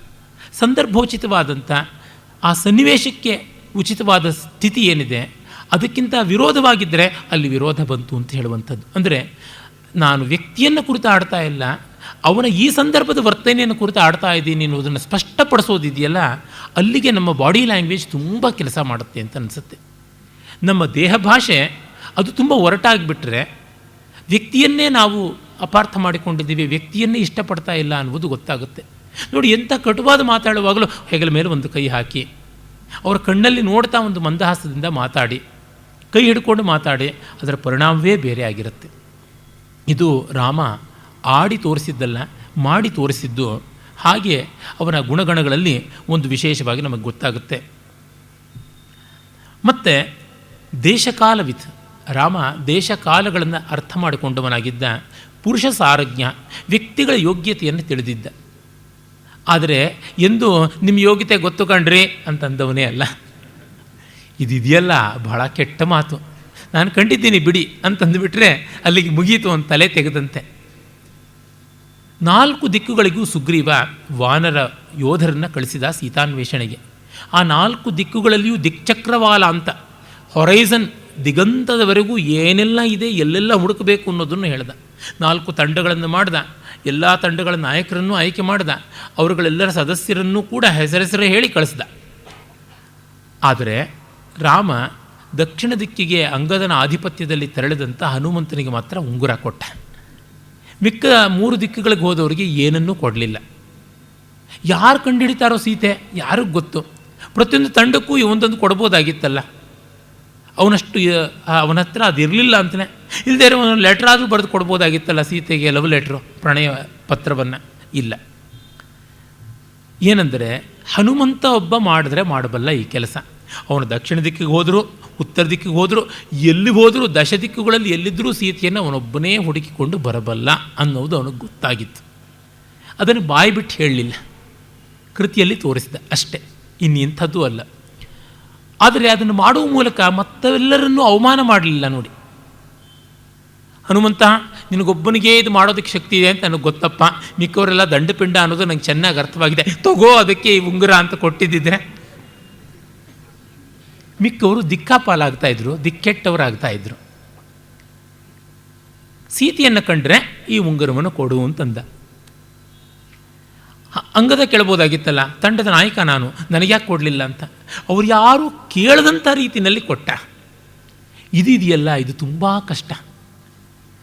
ಒಬ್ಬರ ಯೋಗ್ಯತೆಯನ್ನು ಗುರುತಿಸಿ ಮಿಕ್ಕವರೆಲ್ಲ ಆ ಯೋಗ್ಯತೆಯನ್ನು ಒಪ್ಪುವಂತೆ ಮಾಡಿಸುವುದಿದೆಯಲ್ಲ, ಅದು ಬಹಳ ಬಹಳ ಕಷ್ಟ. ಅದರೊಳಗೆ ಎಷ್ಟೋ ಬಾರಿ ಆ ವ್ಯಕ್ತಿಯ ಯೋಗ್ಯತೆ ಮುಖ್ಯ, ಅಂದರೆ ಆ ಗುರುತಿಸಲ್ಪಡುವ ವ್ಯಕ್ತಿಯ ಯೋಗ್ಯತೆ ತುಂಬ ಮುಖ್ಯ. ಅದಕ್ಕಿಂತ ಮಿಗಿಲಾಗಿ ಆ ಗುರುತಿಸುವ ವ್ಯಕ್ತಿ ಯಾವ ರೀತಿಯಲ್ಲಿ ಗುರುತಿಸ್ದ ಅನ್ನೋದು ತುಂಬ ತುಂಬ ಮುಖ್ಯವಾಗುತ್ತದೆ. ಹೇಳುವ ಬಗೆ ಅನೇಕ ಬಾರಿ ನಾನು ಈ ವೇದಿಕೆಯಲ್ಲಿ ಹೇಳಿದ್ದುಂಟು. ರಾಮ ಪಟ್ಟಾಭಿಷೇಕದ ವಾರ್ತೆಯನ್ನು ಮಂಥರೆಗೆ ಬದಲಾಗಿ ರಾಮನೋ ದಶರಥನೋ ಕೈಕೇಯಿಗೆ ಕೊಂಡೊಯ್ದು ಹೇಳುವಂಥದ್ದಾಗಿದ್ದರೆ, ಅಥವಾ ಕೌಸಲ್ಯೋ ಸುಮಿತ್ರೆಯೋ ಹೇಳುವಂಥದ್ದಾಗಿದ್ದರೆ, ಇಲ್ಲ ಸೀತೆಯೋ ಲಕ್ಷ್ಮಣನೋ ಹೇಳಿದ್ದಿದ್ರೆ ಅದರ ರೀತಿಯೇ ಬೇರೆ ಇರ್ತಾಯಿತ್ತು, ರಂಗೇ ಬೇರೆ ಇರ್ತಾಯಿತ್ತು. ಯಾಕೆ ಹೇಳುವವರು ಹೇಳಲಿಲ್ಲ, ಹೇಳಬೇಕಾದ ರೀತಿಯಲ್ಲಿ ಹೇಳಲಿಲ್ಲ. ಈ ಒಂದರಿಂದ ಎಷ್ಟೆಲ್ಲ ಆಗುತ್ತೆ. ತುಂಬ ಸಣ್ಣ ಸಂಗತಿ, ತಿರುವಳ್ಳುವರ ವಿಗ್ರಹವನ್ನು ಇಲ್ಲಿ ಅನಾವರಣ ಮಾಡಿದ್ದು, ಅಲ್ಲಿ ಸರ್ವಜ್ಞನದು. ಅದು ಹೇಗಾಯಿತು? ಪತ್ರಿಕೆಗಳೆಲ್ಲ ಹೇಳಿದ್ದು ಹೇಳ್ತಾ ಇವೆ ಅಲ್ವಾ. ನಮ್ಮ ಮಂತ್ರಿಗಳು ಅಲ್ಲಿಗೆ ಹೋದಾಗ ತಾವೇ ನೋಡುವುದಕ್ಕೆ ಹೋದರು. ಅಲ್ಲಿಯ ಮುಖ್ಯಮಂತ್ರಿಯನ್ನು ನೋಡುವುದೇನೂ ಇರಲಿಲ್ಲ, ಕರ್ಟಿಸಿ ವಿಸಿಟ್ ಅಂತ ಹೋದರು. ಇದು ತುಂಬ ವಿಶೇಷ. ಖರೀದಿ ಹೇಗೆ ಹೋಗೋದು, ಪ್ರೋಟೋಕಾಲ್ ಇಲ್ಲದೆ ಹೇಗೆ ಹೋಗೋದು, ಈ ಬಿಂಕ ಬಿಗುಮಾನಗಳನ್ನು ಮಾಡುವಂಥದ್ದಲ್ಲ. ಸುಮ್ಮನೆ ಹೋಗಿ ನೋಡೋಣ ಅಂತ ನೋಡಿದ್ದಾಯಿತು. ಇದು ಏನು ಒಳ್ಳೆಯದಾಗುತ್ತೋ ಬಿಡುತ್ತೋ ಅದು ಬೇರೆ ವಿಷಯ. ಆ ಮಟ್ಟಕ್ಕೆ ಒಂದು ವಿಶ್ವಾಸವನ್ನು ಬೆಳೆಸುವಂಥದ್ದಾದರೆ ಅದನ್ನು ಕಳೆಯುವುದು ಯಾತಕ್ಕೆ? ಹನುಮಂತ ಇದನ್ನು ಮಾಡಿಯಾನು ಅನ್ನೋದನ್ನು ರಾಮ ಅಂಡರ್ಪ್ಲೇ ಮಾಡಿ ತೋರಿಸ್ದ. ಅದರಿಂದ ಮಿಕ್ಕವರು ಕೂಡ ಒಪ್ಪಿಕೊಳ್ಳುವಂತೆ ಆಯಿತು. ಮಿಕ್ಕವರು ಏನಂದುಕೊಂಡ್ರು, ರಾಮನಿಗೂ ಹನುಮಂತನಿಗೂ ಮೊದಲಿನಿಂದ ಪರಿಚಯ, ನಮ್ಮೆಲ್ಲರಿಗೂ ರಾಮ ಪರಿಚಿತನಾಗಿದ್ದೇ ಹನುಮಂತನ ಮೂಲಕ. ಹೀಗಾಗಿ ಆ ಬಳಕೆಯಿಂದ ಕೊಟ್ಟಿದ್ದಾನೆ ಅಂತ ಅಂದುಕೊಳ್ಳೋಷ್ಟರ ಮಟ್ಟಿಗೆ ಅದು it was a natural and very very obvious ordinary thing ಅನ್ನುವಂತೆ ಕಾಣಿಸ್ತು. ಆದರೆ ರಾಮನ ಒಳಗಿನ ದೃಷ್ಟಿ ಈ ರೀತಿಯಲ್ಲಿತ್ತು, ಪುರುಷ ಸಾರಜ್ಞ. ಇದು ಕುಟುಂಬವನ್ನು ನಿರ್ವಾಹ ಮಾಡೋದಕ್ಕಲ್ಲ, ದೇಶವನ್ನು ನಿರ್ವಾಹ ಮಾಡೋದಕ್ಕೂ ತುಂಬ ತುಂಬ ಮುಖ್ಯವಾದಂಥದ್ದು. ಆಮೇಲೆ ರಾಮ ಕುಟುಂಬದ ಆಚಾರ ವಿಚಾರಗಳನ್ನು ಚೆನ್ನಾಗಿ ಪಾಲಿಸ್ತಾ ಇದ್ದ. ಒಂದು ಕುಟುಂಬ ಚೆನ್ನಾಗಿ ಬಾಳಬೇಕು ಅಂದರೆ ಒಂದಷ್ಟರ ಮಟ್ಟಿಗೆ ಕರ್ಮಕಾಂಡವನ್ನು ಇಟ್ಟುಕೊಳ್ಬೇಕು. ಒಂದು ಮನೆ ಎಂದರೆ ಒಂದು ದೇವರ ಮನೆಯೋ, ಒಂದು ದೇವರಿಗೆ ಒಂದು ಮೂಲೆಯೋ ಆದರೂ ಇದ್ದರೆ ಒಳ್ಳೆಯದು. ಆ ದೇವರಿಗೆ ಯಾವುದೋ ಒಂದು ವಿಶಿಷ್ಟವಾದಂಥ ಪರ್ವಾದಿಗಳಲ್ಲಿ ಪೂಜೆ ಪುನಸ್ಕಾರ ಇತ್ಯಾದಿಗಳು ನಡೆಯೋದು, ಅದೆಲ್ಲ ಬಹಳ ಮುಖ್ಯ. ಯಾಕೆಂದರೆ ಕುಟುಂಬ ಸದಸ್ಯರು ಸೇರುವುದಕ್ಕೆ ಅದು ಒಂದು ಅನಿವಾರ್ಯವಾದ ಸಂದರ್ಭ ಆಗುತ್ತೆ. ಮಿಕ್ಕಂತೆ ಸೇರುವುದಿಲ್ಲ, ಮಿಕ್ಕಂತೆ ಇಲ್ಲದೇ ಇರತಕ್ಕಂಥ ಒಗ್ಗಟ್ಟು ಆಗಿ ಬಂದುಬಿಡುತ್ತೆ. ಈಗ ಬಿಡಿ, ಪಿಂಡವನ್ನೂ ಹಂಚಿಕೊಂಡು ಬಿಡ್ತಾರೆ, ಬೇರೆ ಬೇರೆ ಶ್ರಾದ್ದಗಳನ್ನೇ ಮಾಡ್ತಾರೆ. ಪಿತೃವರ್ಗ ಅಲ್ಲಿ ಇಲ್ಲಿ ಎಲ್ಲ ಕಡೆಗೂ ಡಬಲ್ ಆ್ಯಕ್ಟಿಂಗು ಟ್ರಿಪಲ್ ಆ್ಯಕ್ಟಿಂಗು ಮಾಡಿಕೊಂಡು ಹೋಗಬೇಕಾಗತ್ತೆ. ಶ್ರಾದ್ದಕ್ಕೂ ಕೂಡ ಅಣ್ಣ ತಮ್ಮಂದರು ಸೇರಬಾರ್ದು ಅಂತ ನನಗೇ ಗೊತ್ತಿದ್ದಾರೆ. ತುಂಬ ಕಠೋರವಾದ ಕರ್ಮಠಾಚಾರಶೀಲರ ಒಂದು ಮನೆತನ. ಅಲ್ಲಿ 3 ಜನ ಅಣ್ಣ ತಮ್ಮಂದರು ಶ್ರಾದ್ದವನ್ನು ಬೇರೆ ಬೇರೆ ಮಾಡ್ತಾ ಇದ್ದಾರೆ. ಆ ಮಟ್ಟದ ವೈಮನಸ್ಯ ತುಂಬ ಕೆಟ್ಟದ್ದು, ಯಾವುದಕ್ಕೂ ಒಳ್ಳೆಯದಾಗೋದಿಲ್ಲ. ಆ ದಿವಸವನ್ನಾದರೂ ಮರೆತು ನಮಗಾದರೂ ಇವರು ಒಟ್ಟಾಗಲಿ ಅಂತ ಪಿತೃಗಳು ಹಾರೈಸೋದಿಲ್ವ? ಅಲ್ಲಿಯೂ ಕೂಡ ಬೇರೆ ಮಾಡಿಕೊಂಡ್ರೆ ಆಗ ಹೇಳ್ತಾರೆ, ವಸುರೂಪದ ಪಿತೃಗಳು ಇವ್ರ ಮನೆಗೆ ಬರೋದು, ಆದಿತ್ಯ ರೂಪದ ಪಿತೃರು ಅವ್ರ ಮನೆಗೆ ಬರೋದು, ರುದ್ರರೂಪದ ಪಿತೃರು ಇವ್ರ ಮನೆಗೆ ಹೋಗೋದು ಅಂತ ಅಲ್ಲೂ 3 ಮಾಡ್ಕೋಬೇಕು. ಪ್ರಯೋಜನವಿಲ್ಲದ್ದು. ಒಟ್ಟಿನಲ್ಲಿ ಸಾಮಾನ್ಯವಾಗಿ ಕುಟುಂಬದಲ್ಲಿ ಈ ರೀತಿಯಾದ ಮತಾಚರಣೆಗಳು ಸಾಮರಸ್ಯವನ್ನು ಕಾಪಾಡುತ್ತವೆ. ರಾಮ ಅದನ್ನು ಶ್ರದ್ಧೆಯಿಂದ ಪಾಲಿಸ್ತಾ ಇದ್ದ. ಕಾಡಲ್ಲಿದ್ದಾಗ ಒಂದು ಗುಡಿಸಲು ಹಾಕಿದ್ರೆ ಆ ಗುಡಿಸಲಿಗೂ ಅವನು ವಸ್ತುವಶ್ಪತಿ ಹೋಮ, ವಾಸ್ತು ಬಲಿಹರಣ ಇವನ್ನೆಲ್ಲ ಮಾಡಿದ್ದ. ಅಂದರೆ ಏನನ್ನು ತೋರಿಸುತ್ತೆ, ಮನೆ ಚಿಕ್ಕದಾದರೂ ಗೃಹ ಪ್ರವೇಶ ಅನ್ನೋದೊಂದು ಮಾಡಬೇಕಲ್ಲ. ಅದು ಗುಡಿಸಲೇ ಇರ್ಬೋದು, ಇದನ್ನು ಮನೆ ಅಂತಲ್ಲ ಕರೀತಾರೆ ಅಂದರೆ ಅದು ಮನೆಯೇ, ಅದಕ್ಕೆ ಮಾಡಬೇಕಾದಷ್ಟು ಉಂಟು ಅಂತ. ಮತ್ತು ಒಂದು ನೌಕೆ ಹತ್ತಬೇಕಾದ್ರೆ ನೌಕಾರೋಹಣ ಮಂತ್ರ ಹೇಳದ ಅಂತ ವಾಲ್ಮೀಕಿಗಳು ಹೇಳ್ತಾರೆ ಗುಹನ ಒಂದು ಸಂದರ್ಭದಲ್ಲಿ. ಮನೆ ಯಜಮಾನ ಒಂದು ಮಟ್ಟದ ರಿಚುವಲ್ಸನ್ನು ಫಾಲೋ ಮಾಡಿದ್ರೆ ಮಕ್ಕಳಿಗೆ ಅದು ಬರುತ್ತೆ. ಮನೆಯಲ್ಲಿ ಹಿರಿಯರು ಯಾರೂ ಮಾಡದೇ ಇದ್ದರೆ ಮಕ್ಕಳಿಗೆ ಎಲ್ಲಿಂದ ಬರಬೇಕು? ನಾನು ಅನೇಕ ಬಾರಿ ಇದೇ ವೇದಿಕೆಯಲ್ಲಿ ಹೇಳಿದ್ದುಂಟು, ಕರ್ಮಕಾಂಡದ ಆಚರಣೆ ತತ್ವಕ್ಕೆ ಉಪಖ್ಯಾಪಕ ಅಂತ, ತತ್ವದ ಒಂದು ಉಪಲಕ್ಷಣ, ಅದರ ಸ್ಮರಣೆಗಾಗಿ ಇರುವಂಥದ್ದು ಅಂತ. ಶೂನ್ಯದಲ್ಲಿ ಬಯಲಿನಲ್ಲಿ ಯಾವುದೂ ಬರೋಕ್ಕೆ ಸಾಧ್ಯ ಇಲ್ಲ, ಏನಾದರೂ ಒಂದಷ್ಟು ಇರಬೇಕು. ಆ ಒಂದಷ್ಟು ಮನೆ ಯಜಮಾನಿನಿಂದ ಆರಂಭ ಆಗಬೇಕು. ಇವನು ಸಂಜೆ ಆದರೆ ಬಾಟ್ಲು ತೆಕ್ಕೊಂಡು ಕೂತ್ಕೊಂಡು ಮಕ್ಕಳಿಗೆ ಭಗವದ್ಗೀತೆ ಓದು ಅಂದರೆ ಎಲ್ಲಿಂದ ಸಾಧ್ಯವಾಗುತ್ತೆ? ಇವನು ಭಗವದ್ಗೀತೆ ಓದ್ತಾ ಇದ್ರೇ ಅವರು ಬಾಟ್ಲು ಹಿಡಿಯುವಂಥ ಕಾಲ. ಹಾಗಿರುವಾಗ ವ್ಯುತ್ಕ್ರಮ ಎಲ್ಲಿಂದಲಾದರೂ ಸಾಧ್ಯವಾದೀತ? ತುಂಬ ಕಷ್ಟ ಇದೆ. ಅದನ್ನು ಆತ ಚೆನ್ನಾಗಿ ಅರ್ಥ ಮಾಡಿಕೊಂಡಿದ್ದ. ತಾನು ಆಚರಣೆಗಳನ್ನು ಇವುಗಳನ್ನು ಕಾಪಾಡಿಕೊಂಡು ತನ್ಮೂಲಕ ಮಿಕ್ಕವರಿಗೆ ಆ ಪ್ರಭಾವ ತೋರಿಸ್ತಾ ಇದ್ದ. ಆಮೇಲೆ ಮನೆಯ ಸದಸ್ಯರು ಯಾವುದೊಂದು ಮಾಡಿದ್ರೂ ಅದಕ್ಕೊಂದು ಮೆಚ್ಚುಗೆ ಇರ್ತಾಯಿತ್ತು. ಲಕ್ಷ್ಮಣ ರಾಮನ ಮಾತಿನಂತೆ ಒಂದು ಪರ್ಣಶಾಲೆ ಮಾಡ್ತಾನೆ. ಪರ್ಣಶಾಲೆ ಮಾಡಿದಾಗ ರಾಮ ಎಷ್ಟು ಸಂತೋಷ ಪಡ್ತಾನೆ ಅಂದರೆ, ನನಗೆ ತಂದೆ ಇಲ್ಲ ಅನ್ನುವ ಕೊರತೆಯನ್ನು ತೀರಿಸಿಬಿಟ್ಟಿದ್ದೀಯಪ್ಪ, ಇಂಥ ತಮ್ಮ ನನಗಿದ್ದರೆ ಇನ್ನೇನಾಗಬೇಕಾಗಿದೆ ಅಂತಂತಾನೆ. ಭರತನ ಬಗ್ಗೆ ಅಂತೂ ಪ್ರತಿಮಾ ನಾಟಕದಲ್ಲಿ ಭಾಸ ರಾಮನ ಮೂಲಕ ಹೇಳಿಸ್ತಾನೆ, ಬಹಳ ಕಾಲದಿಂದ ನಾನು ಕಷ್ಟಪಟ್ಟು ಸಂಪಾದಿಸಿದ ಕೀರ್ತಿ ಅಂತ ಯಾವುದಿದೆ ಪಿತೃವಾಕ್ಯ ಪರಿಪಾಲನೆ, ಅದನ್ನು ನೀನು ಭ್ರಾತೃವಾತ್ಸಲ್ಯದ ಭ್ರಾತೃಗೌರವದ ಈ ಒಂದು ಪಾದುಕಾಗ್ರಹಣದ ಮೂಲಕ ಅಷ್ಟನ್ನು ಸೂರೆ ಮಾಡಿಬಿಟ್ಟೆ. ಸುಚಿರೇಣ ಅರ್ಜಿತಂ ಯಶಃ, ಬಹಳ ಕಾಲದಿಂದ ಸಂಪಾದಿಸಿದ್ದು ಅಚರೇಣ ಹಾರಿತಂ, ಸ್ವಲ್ಪ ಕಾಲದಲ್ಲಿ ನೀನು ತೆಗೆದುಕೊಂಡು ಬಿಟ್ಟಿದ್ದೀಯಾ, ನೀನು ನನಗಿಂತ ದೊಡ್ಡವನು ಅಂತಂತಾನೆ. ಅಕ್ನಾಲಜಿಂಗ್ ದ ಕ್ವಾಲಿಟೀಸ್ ಅದು ತುಂಬ ತುಂಬ ಮುಖ್ಯ. ಅಯ್ಯೋ ಮನೆ ಮಟ್ಟಿಗೆ ಇದೆಲ್ಲ ಏನ್ರಿ ಹೇಳುವಂಥದ್ದು ಅಂತ ಮನೆಯಲ್ಲಿಯೇ ಹೇಳಬೇಕು. ಹೊರಗಡೆ ಹೇಳದೇ ಇದ್ದರೂ ಯಾರಿಗೆ ಯಾರು ಏನು ಕೊನೆಗಾಲದವರೆಗೂ ಬಾಧ್ಯರಲ್ಲ.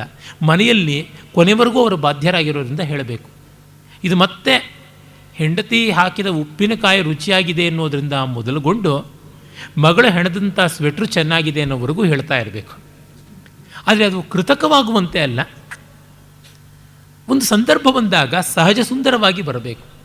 ಕೃತಕವಾದಾಗ ಏನೂ ಪ್ರಯೋಜನವಾಗೋದಿಲ್ಲ. ಅದಕ್ಕೋಸ್ಕರ ಒಂದು ಗ್ರೀಟಿಂಗ್ ತಯಾರು ಮಾಡಿ ಕೊಡ್ತೀನಿ ಅಂತಂದರೆ ಅಲ್ಲ, ತಕ್ಷಣ ಭಾವಸ್ಫೂರ್ತಿಯಿಂದ ಬರಬೇಕು, ಆವಾಗ ಚೆನ್ನಾಗಿರುತ್ತೆ. ಬೇರೊಂದು ಕಡೆ ಇದ್ದಾಗ ಗ್ರೀಟಿಂಗು ಪ್ರಯೋಜನಕ್ಕೆ ಬರಬಹುದು, ಇಲ್ಲ ಅಂತ ನಾನು ಹೇಳೋದಿಲ್ಲ. ಆದರೆ ಅದನ್ನು ಒಂದು ಕೃತಕತೆಯ ಮಟ್ಟದಲ್ಲೇ ಉಳಿಸ್ಕೊಳ್ಳೋ ಸೊಫಿಸ್ಟಿಕೇಷನ್ ಇರಬಾರ್ದು, ನೈಜವಾಗಿ ಬರುವಂಥದ್ದಾಗಬೇಕು.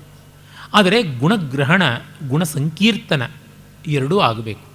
ಅವೆರಡೂ ಆಗಬೇಕಾದ್ರೆ ಇವರು ಗುಣವಂತರಾಗಬೇಕಲ್ಲ. ತಾನು ಗುಣವಂತನಾಗದೆ ಬೇರೆಯವರ ಗುಣವನ್ನು ಹೇಗೆ ಗ್ರಹಿಸೋದಕ್ಕೆ ಸಾಧ್ಯವಾಗುತ್ತೆ? ಆ ವಾತ್ಸಲ್ಯವನ್ನು ಅವನು ಮತ್ತೆ ಮತ್ತೆ ತೋರಿಸ್ತಾನೆ, ಮತ್ತೆ ಮತ್ತೆ ಅದನ್ನು ನಾವು ಗಮನಿಸ್ತೀವಿ. ಸೀತೆ ಅವನಿಗೆ ಹೇಳ್ತಾಳೆ ರಾಕ್ಷಸ ಸಂಹಾರ ನಮಗೆ ಯಾಕೆ ಅಂತ. ಆ ರೀತಿ ಹೇಳುವಾಗ ಅವಳು ಮಾಡುವ ಹದ ನೋಡಿ, ನಿನಗಿದೆಲ್ಲ ಗೊತ್ತಿಲ್ಲ ಅಂತಲ್ಲ, ನಿನಗೆ ತಿಳಿದಿರೋದನ್ನೇ ನಾನು ನೆನಪಿಸಿ ಕೊಡ್ತಾ ಇದ್ದೀನಿ. ಸ್ನೇಹಚ್ಚ ಬಹುಮಾನಾಚ್ಚ ಸ್ಮಾರಯೇ ನತು ಶಿಕ್ಷೆಯೇ ಅಂತಂದರೆ ಅವನು ಹೇಳ್ತಾನೆ, ಹೌದು ನೀನು ಹೇಳಿರೋದೆಲ್ಲ ತುಂಬ ಚೆನ್ನಾಗಿದೆಯಾ, ಇಂಥ ಶೋಭನೀಯವಾದ ಮಾತುಗಳನ್ನು ನೀನಲ್ಲದೆ ಇನ್ಯಾರು ಹೇಳೋದಕ್ಕೆ ಸಾಧ್ಯ, ಹೇಳೋದಕ್ಕೆ ತಾನೇ ನೀನಿರಬೇಕು ಅಂತ ಒಂದಷ್ಟು ಹೇಳಿ ಕಡೆಗೆ ತದ್ವಿರುದ್ಧವಾದದ್ದನ್ನೇ ಮಾಡ್ತಾನೆ. ಆದರೆ ಸೀತೆಗೆ ಅದು ಬೇಜಾರಾಗೋಲ್ಲ. ಒಂದು ಸಂದರ್ಭ ನನಗೆ ನೆನಪಿಗೆ ಬರುತ್ತೆ, ಕೆಲವೊಬ್ಬರ ನಯ ಯಾವ ಥರ ಇರುತ್ತೆ ಅಂತ. ಒಬ್ಬರು ಇಂಟರ್ವ್ಯೂಗೆ ಹೋಗಿದ್ದರು ಒಂದು ಇಂಗ್ಲೀಷ್ ಪ್ರೊಫೆಸರ್ ಹುದ್ದೆಗೆ. ಆ ಹುದ್ದೆ ಪೂರ್ವ ನಿಶ್ಚಿತವಾಗಿಬಿಟ್ಟಿತ್ತು ಇನ್ಯಾರಿಗೋ. ಆ ಇಂಟರ್ವ್ಯೂ ಮಾಡೋರು ಪ್ರಸಿದ್ಧರಾದಂಥ ಇಂಗ್ಲೀಷ್ ಪ್ರೊಫೆಸರು, ಅದಕ್ಕೂ ಮಿಗಿಲಾಗಿ ಉದ್ದಾಮ ಕನ್ನಡ ಸಾಹಿತಿ. ಅವರು ಇಂಟರ್ವ್ಯೂ ಬೋರ್ಡಲ್ಲಿದ್ದರು. ಆದರೆ ಈ ಇಂಟರ್ವ್ಯೂಗೆ ಹೋದವರು ನನ್ನ ಪರಿಚಿತರು ಸೆಲೆಕ್ಟ್ ಆಗಲಿಲ್ಲ, ಅದು ಇನ್ಯಾರಿಗೋ ಬಂತು. ಆದರೆ ಅವರು ಬೇಜಾರು ಪಟ್ಕೊಂಡಂತೆ ಕಾಣಲಿಲ್ಲ. ಯಾಕೆಂದರೆ ನೋಡಿ, ಅವರು ಎಷ್ಟು ಚೆನ್ನಾಗಿ ಇಂಟರ್ವ್ಯೂ ಕಂಡಕ್ಟ್ ಮಾಡಿದ್ರು. ನನ್ನ ಸಬ್ಜೆಕ್ಟಲ್ಲ ಅವ್ರದ್ದು, ನಾನು ಲಿಂಗ್ವಿಸ್ಟಿಕ್ಸ್ ನೋಡು, ಅವ್ರದ್ದು ಕ್ರಿಟಿಸಿಸಮ್ಮು. ಆದರೆ ನನ್ನ ಸಬ್ಜೆಕ್ಟಿನಲ್ಲಿ ಆ ದಿವಸಕ್ಕಿಂತ ಒಂಚೂರು ಪಾರು ಓದ್ಕೊಂಡು ಬಂದು ಕುತೂಹಲದಿಂದ ಆ ವಿಷಯಗಳನ್ನು ಕೇಳಿದ್ರು. ಕಡೆಗೆ ಇದು ಪೂರ್ವ ನಿಶ್ಚಿತ ಅನ್ನುವ ಸೂಚನೆಯನ್ನು ಕೊಟ್ಟರು. ಸೂಚನೆಯನ್ನು ಕೊಟ್ಟಿದ್ದು ನನಗೆ ಬೇಸರವಾಗದಂತೆ ಇತ್ತು, ಅಷ್ಟು ಚೆನ್ನಾಗಿತ್ತು. ಅವ್ರ ಜೊತೆ ಚೆನ್ನಾಗಿ ಮಾತಾಡಿ ಬಂದಂಥ ಖುಷಿ ಆಯಿತು ನನಗೆ. ಇನ್ನೊಂದು ಕಡೆ ನಾನಿದ್ದೀನಿ ಪ್ರೊಫೆಸರ್ ಆಗಿ, ನನಗೇನು ದೊಡ್ಡ ನಷ್ಟ ಅಲ್ಲ. ಆದರೆ ಅವ್ರು ಕಂಡಕ್ಟ್ ಮಾಡಿದ ರೀತಿ ನನಗೆ ತುಂಬ ಇಷ್ಟವಾಯಿತು ಅಂತ. ಇದನ್ನು ಠಕ್ಕು ದೌರ್ತ್ಯ ಅಂತ ಏನು ಬೇಕಾದರೂ ಹೇಳಿ, ಅದು ಬೇರೆ ವಿಷಯ. ಆದರೆ ಈ ಮಟ್ಟಕ್ಕೆ ನಡ್ಕೊಂಡ್ರಲ್ಲ, ಆ ಶಿಷ್ಟತೆ ಅನ್ನೋದನ್ನು ಉಳಿಸಿಕೊಂಡ್ರಲ್ಲ, ಅವ್ರಿಗೆ ಯಾವ ಅನಿವಾರ್ಯತೆಗಳಿದ್ವೋ ಅದು ಬೇರೆ ಸಂಗತಿ. ಆದರೆ ಹೊರಟಾಗಿ ಮಾಡಿ ಕಳಿಸ್ಬೋದಾಗಿತ್ತಲ್ಲ. ಇವರೇನು ಕೋರ್ಟು ಕಚೇರಿಗೆ ತಿರುಗುವಂಥ ಸಾಮರ್ಥ್ಯವಂತರು ಅಲ್ಲ, ಆ ಬಗ್ಗೆ ಮನಸ್ಸಿರುವವರು ಅಲ್ಲ, ಇವರು ನನಗೆ ಅನ್ಯಾಯ ಮಾಡುವಂಥ ಬೀದಿ ಬೀದಿ ಹೇಳ್ಕೊಂಡು ತಿರುಗ್ತಕ್ಕಂಥ ಹರಕುಬಾಯಿಯವರು ಅಲ್ಲ. ನನ್ನಂಥವನು ಹೇಳಿದರೆ ನಾನು 10 ವೇದಿಕೆಯಲ್ಲಿ ಅವ್ರಿಗೆ ಶಾಪ ಹಾಕಿರೋವೆ. ಆದರೆ ಅವ್ರದ್ದು ಆ ರೀತಿಯಾದ ವರ್ತನೆಯೂ ಅಲ್ಲ. ಇಲ್ಲಿ ನೋಡಿದ್ರೆ ನಮಗೆ ಗೊತ್ತಾಗುತ್ತೆ ಎಷ್ಟು ಸೂಕ್ಷ್ಮ ಸ್ವಾರಸ್ಯ ಇರುವಂಥದ್ದು ಅಂತ. ಇದು ವ್ಯಕ್ತಿಗಳು ಬೆಳೆಸ್ಕೊಳ್ಬೇಕಾದದ್ದು. ಇದರೊಳಗೆ ಏನಿದೆ, ಮಹಾಘನವಾದ ಗುಣ ಇದೆಯಾ ಅಂತ ಅನ್ಬೋದು. ಆದರೆ ಬಂಡೆಗಳನ್ನು ಬಿಡಿಸದಂತೆ ಜೋಡಿಸೋದಕ್ಕೆ ಮತ್ತೊಂದು ಬಂಡೆಯ ಕೈನಲ್ಲಾಗೋಲ್ಲ, ಮರಳಿನ ಕೈನಲ್ಲಾಗುತ್ತೆ, ಮಣ್ಣಿನ ಕೈನಲ್ಲಾಗುತ್ತೆ. ದೊಡ್ಡ ವಸ್ತುಗಳನ್ನು ಬೆಸೆಯೋದಕ್ಕೆ ಸಣ್ಣ ವಿಷಯಗಳಿಂದಲೇ ಆಗುವಂಥದ್ದು. ಅದು ಬಿಟ್ಟು ದೊಡ್ಡ ವಿಷಯ ಅದಕ್ಕಾಗೋದಿಲ್ಲ. ಹೀಗಾಗಿ ಆ ಬಿರುಕನ್ನು ಮುಚ್ಚುವಂಥ ಮಣ್ಣಿನ ಕೆಲಸ, ಸಗಣಿ ಕೆಲಸ, ಸಿಮೆಂಟಿನ ಕೆಲಸ ಮಾಡುವಂಥ ಸಣ್ಣ ಪುಟ್ಟ ಮಾತುಗಳು, ಸಣ್ಣ ಪುಟ್ಟ ವರ್ತನೆಗಳು, ಇವು ಕುಟುಂಬವನ್ನು ಚೆನ್ನಾಗಿ ಬೆಸೆಯುತ್ತವೆ ಅನ್ನೋದನ್ನು ರಾಮ ತೋರಿಸಿಕೊಡ್ತಾನೆ. ಆಮೇಲೆ ಬೇರೊಬ್ಬರ ಕುಟುಂಬದಲ್ಲಿ ನಡೆಯುವಂಥ ಒಡಕುಗಳನ್ನು ಒಳ್ಳೆಯ ದೃಷ್ಟಿಯಿಂದ ಗ್ರಹಿಸ್ತಲೆ, ಅದನ್ನು ತಪ್ಪಾಗಿ ತಿಳ್ಕೊಳ್ಳೋದಿಲ್ಲ. ಸುಗ್ರೀವನಿಗೆ ವಾಲಿಗೆ ಜಗಳ ಬಂತು. ಹಾಗೆ ಜಗಳ ಬಂದಾಗ ಅವನು ಕೆದಕಿ ಕೇಳಲಿಲ್ಲ, ವೈಮನಸ್ಯ ಬಂತು. ಅದಕ್ಕೆ ಒಂದಷ್ಟು ಕಾರಣ ಸುಗ್ರೀವ ಹೇಳಿದ್ದಾನೆ. ಅದನ್ನು ಪೋಷಣೆ ಮಾಡುವಂತೆ ಕಬಂಧ ಹೇಳಿದ್ದಾನೆ, ಶಬರಿ ಹೇಳಿದ್ದಾಳೆ, ಅಲ್ಲಿಗೆ ಮುಗೀತು. ಅದನ್ನು ಬಿಟ್ಟು ಮತ್ತೆ ಮತ್ತೆ ಮತ್ತೆ ಮತ್ತೆ ಅದನ್ನು ಕೆಣಕ್ತಾ ಕೂತ್ಕೊಳ್ಳೋದಿಲ್ಲ. ಆಮೇಲೆ ಸುಗ್ರೀವನ ಪರವಾಗಿ ತಾನು ಕೆಲಸ ಮಾಡುವಾಗ ವಾಲಿ ಸುಗ್ರೀವರಿಬ್ಬರೂ ಸಮಾನವಾಗಿ ಕಾಣಿಸ್ತಾ ಇದ್ದಿದ್ದರಿಂದ ಗೊತ್ತಾಗದೆ ಬಾಣಪ್ರಯೋಗ ಹೇಗೆ ಅಂತ ತಿಳಿದೇ ಹೋದಾಗ ಸುಗ್ರೀವ ಹಣ್ಣುಗಾಯಿ ನೀರುಗಾಯಾಗಿ ಬಂದು ಬೈದಾಗ ಬಾಯಿ ಮುಚ್ಚಿಕೊಂಡು ಒಪ್ಕೊಳ್ತಾನೆ ಎಲ್ಲವನ್ನು. ಒಂದೇ ಹೇಳ್ತಾನೆ, ಸಾದೃಶ್ಯದಿಂದ ನನಗೆ ಗೊತ್ತಾಗಲಿಲ್ಲ ಅಂತ ಹೇಳ್ತಾನೆ. ಆಮೇಲೆ ತೀರ್ಮಾನ ಮಾಡಿಕೊಂಡು ಗಜಪುಷ್ಪಿ ಮಾಲೆ ಹಾಕಿಸಿ ಕಡೆಗೆ ವಾಲಿಯನ್ನು ಕೊಲ್ತಾನಲ್ಲ. ಯಾವುದೇ ಸಂದರ್ಭದಲ್ಲಿಯೂ ಕೂಡ ವಾಲಿಯನ್ನು ಕುರಿತು ಕೆಟ್ಟ ಮಾತಾಡೋಲ್ಲ. ವಾಲಿಯನ್ನು ಕೊಂದದ್ದರ ಸಮರ್ಥನೆ ಮಾಡಿಕೊಳ್ಳುವಾಗಲೂ ಅಷ್ಟೇ ಮರ್ಯಾದೆಯ ಮಾತುಗಳನ್ನೇ ಆಡ್ತಾನೆ. ಅಂದರೆ ಇನ್ನೊಂದು ಕುಟುಂಬದ ತಗಾದೆಯನ್ನು ತಾನು ಲಾಭಕ್ಕಾಗಿ ಬಳಸ್ಕೊಳ್ತಾ ಇರಲಿಲ್ಲ, ಪ್ರಾಮಾಣಿಕವಾಗಿ ಪ್ರಾಂಜಲವಾದ ವಿಶ್ವಾಸದಿಂದ ನೋಡ್ತಾ ಇದ್ದ. ಆ ಕುಟುಂಬದ ಸದಸ್ಯರೆಲ್ಲರಿಗೂ ಕೂಡ ಅವನು ಆತ್ಮೀಯನಾಗ್ತಾ ಇದ್ದ. ಇದಕ್ಕೆ ದೊಡ್ಡ ನಿದರ್ಶನ, ತಾರೆಗೆ ರಾಮ ಕೆಟ್ಟದ್ದನ್ನು ಮಾಡ್ದ ಅಂತ ಅನ್ನಿಸಲಿಲ್ಲ, ಅಂಗದನಿಗೂ ಅನ್ನಿಸಲಿಲ್ಲ. ಇದು ತುಂಬ ಕಷ್ಟ ಇದೆ. ಆ ಇನ್ನೊಬ್ಬರ ಸದಸ್ಯನನ್ನು ಕೊಂದೂ ಕೂಡ ಆ ಕುಟುಂಬಕ್ಕೆ ಆತ್ಮೀಯನಾಗಿರುವುದಿದೆಯಲ್ಲ, ಅದು ಎಷ್ಟು ಕಷ್ಟ. ಇವನ ವರ್ತನೆಯಿಂದಲೇ ಅದಾಗಬೇಕು. ಆ ಕ್ಷಣದಲ್ಲಿ ತಾರೆ ಬೈತಾಳೆ, ರಾಮ ಬೈಸ್ಕೋತಾನೆ ಸುಮ್ಮನೆ. ಆಮೇಲೆ ತಾರೆಗೆ ಯಾವ ಬೇಸರವೂ ಉಳಿಯೋಲ್ಲ. ಅವಳಿಗೆ ಗೊತ್ತಾಗುತ್ತೆ ರಾಮ ಮಾಡಿದ್ದು ಒಳ್ಳೆಯದಾಯಿತು ಅಂತ. ಆ ಸೂಚನೆ ನಮಗೆ ಅವಳು ಸುಗ್ರೀವನ ಕೈ ಹಿಡಿದು ಮತ್ತು ಹನುಮಂತ ಹಾಗೂ ಲಕ್ಷ್ಮಣ ರಾಮನ ಎಚ್ಚರಿಕೆಯನ್ನು ಹೇಳೋದಕ್ಕೆ ಹೋದಾಗ ಅವಳು ಕುಡಿದು ತತ್ತರಿಸಿ ತೂರಾಡಿಕೊಂಡು ಬರುವುದರೊಳಗೇ ಗೊತ್ತಾಗ್ಬಿಡುತ್ತೆ how she has accepted all this ಅಂತನ್ನುವಂಥದ್ದು. ಅಂಗದ ಮುಂದೆ ಸಮುದ್ರ ತೀರದಲ್ಲಿ ಇದನ್ನು ದಾಟೋಕ್ಕಾಗೋಲ್ಲ, ನಮಗೆ ಮುಂದಿನ ಗತಿ ಗೊತ್ತಾಗೋಲ್ಲ, ಸುಗ್ರೀವಾಜ್ಞೆ ಅಂತ 2 ತಿಂಗಳ ಅವಧಿ ಹೇಳಿದ್ದ, ಅದನ್ನು ಮೀರಿಯೂ ನಮಗೆ ಏನೂ ತಿಳಿತಾ ಇಲ್ಲ, ಸೀತೆಯ ಜಾಡು, ನಾವಿನ್ನು ಸಾಯುವುದೇ ಸರಿ, ಅದಕ್ಕೆ ಬದಲಾಗಿ ಇಲ್ಲೇ ಪ್ರಾಯೋಪವೇಶ ಮಾಡೋಣ ಅನ್ನುವ ತೀರ್ಮಾನಕ್ಕೆ ಬಂದು ಸಾಯಲು ಸಿದ್ಧನಾಗುವಾಗ ಹೇಳುತ್ತಾನೆ, ಸುಗ್ರೀವ ನಮ್ಮಪ್ಪನ್ನು ಕೊಲ್ಲಿಸಿಬಿಟ್ಟ, ಇನ್ನು ನನ್ನನ್ನು ಕೊಲಿಸೋದಕ್ಕೆ ಈ ತಂತ್ರ ಅಂತ. ಅದು ವ್ಯಭಿಚಾರಿ ಭಾವ. ಹೀಗೆ ಬಂದು ಹಾಗೆ ಸುಳಿದು ಹೋದದ್ದೇ ಹೊರತು ಸ್ಥಾಯಿ ಅಲ್ಲ. ರಾಮಕಾರ್ಯಕ್ಕಾಗಿ ಅವನು ನಿಂತಿದ್ದ ಅನ್ನೋದಕ್ಕೆ ಅತ್ಯುತ್ತಮವಾದ ಸಾಕ್ಷ್ಯ ಅಂದರೆ ಅಂಗದ ಮುಂದೆ ರಾವಣಾಸುರನ ಬಳಿಗೆ ದೌತ್ಯಕ್ಕಾಗಿ ಹೋಗ್ತಾನೆ. ಅಂಗದ ದೌತ್ಯ ಅಂತ ಬಹಳ ಪ್ರಸಿದ್ಧ, ಅಂಗದ ರಾಯಭಾರ. ಆಗ ರಾವಣ ಪ್ರಲೋಭನೆ ಮಾಡ್ತಾನೆ, ನಿಮ್ಮ ತಂದೆ ನನಗೆ ಸ್ನೇಹಿತ, ನಾವಿಬ್ಬರೂ ಅಗ್ನಿಸಾಕ್ಷಿಕ ಮೈತ್ರಿ ಮಾಡಿದವರು, ನಿಮ್ಮಪ್ಪನ ಮರೆಯಿಂದ ಕೊಂದಂಥ ಆ ನೀಚ ರಾಮ, ಅವನನ್ನು ಕೊಲಿಸಲು ಕಾರಣನಾದಂಥ ಆ ಧೂರ್ತನಾದ ಸುಗ್ರೀವ, ಅವರಿಬ್ಬರೂ ಇರುವ ಪಕ್ಷ ನಿನಗೆ ಯಾಕೆ, ಬಿಟ್ಟು ನನ್ನ ಕಡೆಗೆ ಬಾ ಅಂತ. ಇಲ್ಲ, ಅವರು ಒಳ್ಳೆಯವರು, ಅವ್ರು ಮಾಡಿದ್ದೇನು ಅಂತ ಗೊತ್ತು, ನನ್ನ ತಂದೆ ಹಾಳಾಗಿದ್ದು ಹೇಗೆ ಅನ್ನೋದು ಗೊತ್ತು, ಆ ಥರ ನೀನು ಹಾಳಾಗಬೇಡ ಅಂತ ಎಚ್ಚರಿಸೋಕ್ಕೆ ಬಂದಿರೋದು ಅಂತ ಅಂಗದ ಹೇಳ್ತಾನೆ. ಈ ಮಟ್ಟದಲ್ಲಿ ಒಂದು ಕುಟುಂಬದಲ್ಲಿರೋನು ಮತ್ತೊಂದು ಕುಟುಂಬದ ವೈಮನಸ್ಯವನ್ನು ಲಾಭಕ್ಕಾಗಿ ಬಳಸಿಕೊಳ್ಳದೆ ಅಲ್ಲಿ ಸಾಮರಸ್ಯವನ್ನು ಕಲ್ಪಿಸುವುದು ಅಂದರೆ ಅಲ್ಪ ಸ್ವಲ್ಪದ ಮಾತಾಗೋದಿಲ್ಲ. ರಾಮನಿಗೆ ತನ್ನ ಕುಟುಂಬ ಎಷ್ಟು ಮುಖ್ಯವೋ ಬೇರೆಯವ್ರ ಕುಟುಂಬ ಅಷ್ಟೇ ಮುಖ್ಯ ಅನ್ನೋದು ಗೊತ್ತಾಗುತ್ತೆ. ಹಾಗೆ ಆ ಆಯಾಮಗಳನ್ನು ನಾವು ಕಾಣ್ತೀವಿ. ಮತ್ತು ನಾವು ರಾವಣಾಸುರನಲ್ಲಿಯೂ ರಾಮ ಯಾವ ಥರ ದಯೆ ತೋರಿಸ್ದ ಅಂತ ನೋಡ್ತೀವಿ. ಅವನನ್ನು ಕಾಪಾಡಬೇಕಲ್ವ. ಮೊದಲನೇ ದಿವಸ ಯುದ್ಧಕ್ಕೆ ಬಂದ ರಾವಣ ರಥ, ಕವಚ, ಕುದುರೆ, ಸಾರಥಿ, ಆಯುಧ ಎಲ್ಲವನ್ನೂ ಕಳ್ಕೊಂಡು ಬರಿಗೈಯಲ್ಲಿ ಬರಿಗಾಲಲ್ಲಿ ನಿಂತು ಬಿಡ್ತಾನೆ. ಆಗ ರಾಮ ಹೇಳ್ತಾನೆ, ಇಂದು ಬಳಲಿದ್ದೀಯ, ವಿಶ್ರಾಂತಿ ತೆಗೆದುಕೊಂಡು ನಾಳೆ ಬಾ, ಮುಂದೆ ಯುದ್ಧ ಮಾಡೋಣ ಅಂತ. ಅದಕ್ಕೂ ಅವನು ತಿಳ್ಕೊಳ್ಳಿಲ್ಲ, ಹೋಯ್ತಲ್ಲಿಗೆ. ಅದೇ ರೀತಿಯಲ್ಲಿ ಕುಂಭಕರ್ಣಾದಿಗಳ ವಿಭೀಷಣನ ಸ್ನೇಹವನ್ನು ಅವನು ತಪ್ಪಾಗಿ ತಿಳಿಯಲಿಲ್ಲ. ವಿಭೀಷಣ ಕುಂಭಕರ್ಣನನ್ನು ಎದುರಿಸೋಕ್ಕೆ ಹೋದಾಗ ಕುಂಭಕರ್ಣ ಹೇಳ್ತಾನೆ, ನಾನು ಯುದ್ಧದ ಅಮಲಲ್ಲಿದ್ದಾಗ ಸ್ವಜನ ಪರಿಜನ ಗೊತ್ತಾಗೋದಿಲ್ಲ, ನೀನು ನಮ್ಮೆಲ್ಲರಿಗೂ ಎಳ್ಳು ನೀರು ಕಲ್ಪಿಸಬೇಕಾದವನಪ್ಪ, ನೀನು ಒಳ್ಳೆ ಕೆಲಸ ಮಾಡಿದ್ಯಾ, ನೀನು ದೂರದಲ್ಲಿರು ಅಂತ ಹೇಳ್ತಾನೆ. ಹಾಗೆ ಇವನು ದೀನನಾಗಿ ಅಳತಾ ಒಂದು ಮೂಲೆಯಲ್ಲಿ ಬಂದು ನಿಂತ್ಕೊಂಡು ಬಿಡ್ತಾನೆ ವಿಭೀಷಣ. ಇದನ್ನು ನೋಡಿ ನೀನು ಯುದ್ಧ ಮಾಡದೆ ಕೂತಿಯಲ್ಲ ಅಂತ ರಾಮ ಏನೂ ಆಕ್ಷೇಪ ಮಾಡೋದಿಲ್ಲ. ಅಂದರೆ ಅವನಿಗೆ ಗೊತ್ತು ಕುಟುಂಬ ಕಲಹದಲ್ಲಿ ಬರುವಂಥ ತೀವ್ರತೆಗಳು ಎಂಥವು ಅಂತ. ಅದಕ್ಕಷ್ಟಕ್ಕೂ ಬೆಲೆ ಕೊಟ್ಟು ವರ್ತಿಸ್ತಾನೆ. ಹೀಗೆ ಕಂಡಾಗ ರಾಮನ ದೊಡ್ಡತನ ಅದೆಷ್ಟು ಸರ್ವತೋಮುಖಿಯಾಗಿ, ಶತಸಹಸ್ರಮುಖಿಯಾಗಿ ಕುಟುಂಬ ಮೌಲ್ಯಗಳನ್ನು ಕಾಪಾಡುವಲ್ಲಿ ಕೆಲಸ ಮಾಡಿದೆ ಅಂತ. ಅದರಿಂದಲೇ ನೋಡಿ ರಾಮನ ಚಿತ್ರಣವನ್ನು ನಾವು ಮಾಡಿಕೊಳ್ಳೋದು ಹಾಗೆ. ರಾಮ ಅಂದರೆ ಒಂಟಿಯಾಗಿ ಬೆಲ್ಲು ಬಾಣ ಹಿಡ್ಕೊಂಡು ನಿಂತ್ಕೊಂಡಿರೋ ಥರ ನಾವೆಂದೂ ಕಲ್ಪಿಸಿಕೊಂಡಿದ್ದೇ ಇಲ್ಲ. ನಮಗೆ ರಾಮ ಅಂತಂದರೆ ಪಟ್ಟಾಭಿರಾಮ, ಗ್ರೂಪ್ ಫೋಟೋದಲ್ಲೇ ಇರುವವನು. ವಾಮೇ ಭೂಮಿಸುತ ಪುರಶ್ಚ ಹನುಮಾನ್ ಅಂತ ಎಲ್ಲ ಇದೆಯಲ್ಲ. ಮುಂದೆ ವಿಭೀಷಣ, ಇತ್ತ ಕಡೆ ಸುಗ್ರೀವ, ಆ ಕಡೆ ಅಂಗದ, ಈ ಕಡೆಗೆ ಶತಾನಂದ, ಮತ್ತು ವಿಶ್ವಾಮಿತ್ರ, ಮೇಲೆ ವಸಿಷ್ಠ, ಅವನ ಮಗ ಸುಯಜ್ಞ, ಇತ್ತ ಕಡೆಯಲ್ಲಿ ಜನಕ, ಆ ಕಡೆಯಲ್ಲಿ ಲಕ್ಷ್ಮಣ, ಈ ಕಡೆಯಲ್ಲಿ ಭರತ, ಇನ್ನೊಂದು ಕಡೆ ಶತ್ರುಘ್ನ. ಲಕ್ಷ್ಮಣ ಮತ್ತು ಶತ್ರುಘ್ನರು ಚಾಮರ ಬೀಸ್ತಾ ಇದ್ದರೆ ಭರತ ಶ್ವೇತಛತ್ರವನ್ನು ಹಿಡಿದಿದ್ದಾನೆ, ಹನುಮಂತ ಪಾದಸೇವೆಯನ್ನು ಮಾಡ್ತಾ ಇದ್ದಾನೆ. ಎಡಗಡೆಯಲ್ಲಿ ಸೀತೆ ಕೂತಿದ್ದಾಳೆ. ಅತ್ತ ಕಡೆ ಅಂತಃಪುರದ ಕಟಾಂಜನದಿಂದ ತಾಯಂದರು ಮೂವರು ನೋಡಿ ಆಶೀರ್ವಾದ ಮಾಡ್ತಾ ಇದ್ದಾರೆ. ಇತ್ತ ಕಡೆಗೆ 3 ಜನ ಮಾಂಡವಿ, ಶ್ರುತಿಕೀರ್ತಿ, ಊರ್ಮಿಳೆ ಆರತಿ ತಟ್ಟೆ ಹಿಡಿದಿದ್ದಾರೆ. ಮುಂದೆ ಎಲ್ಲ ಪ್ರಜಾನೀಕ. ಈ ಗ್ರೂಪ್ ಫೋಟೋನೇ ನಮ್ಮ ಕಲ್ಪನೆ ಬರುವುದು.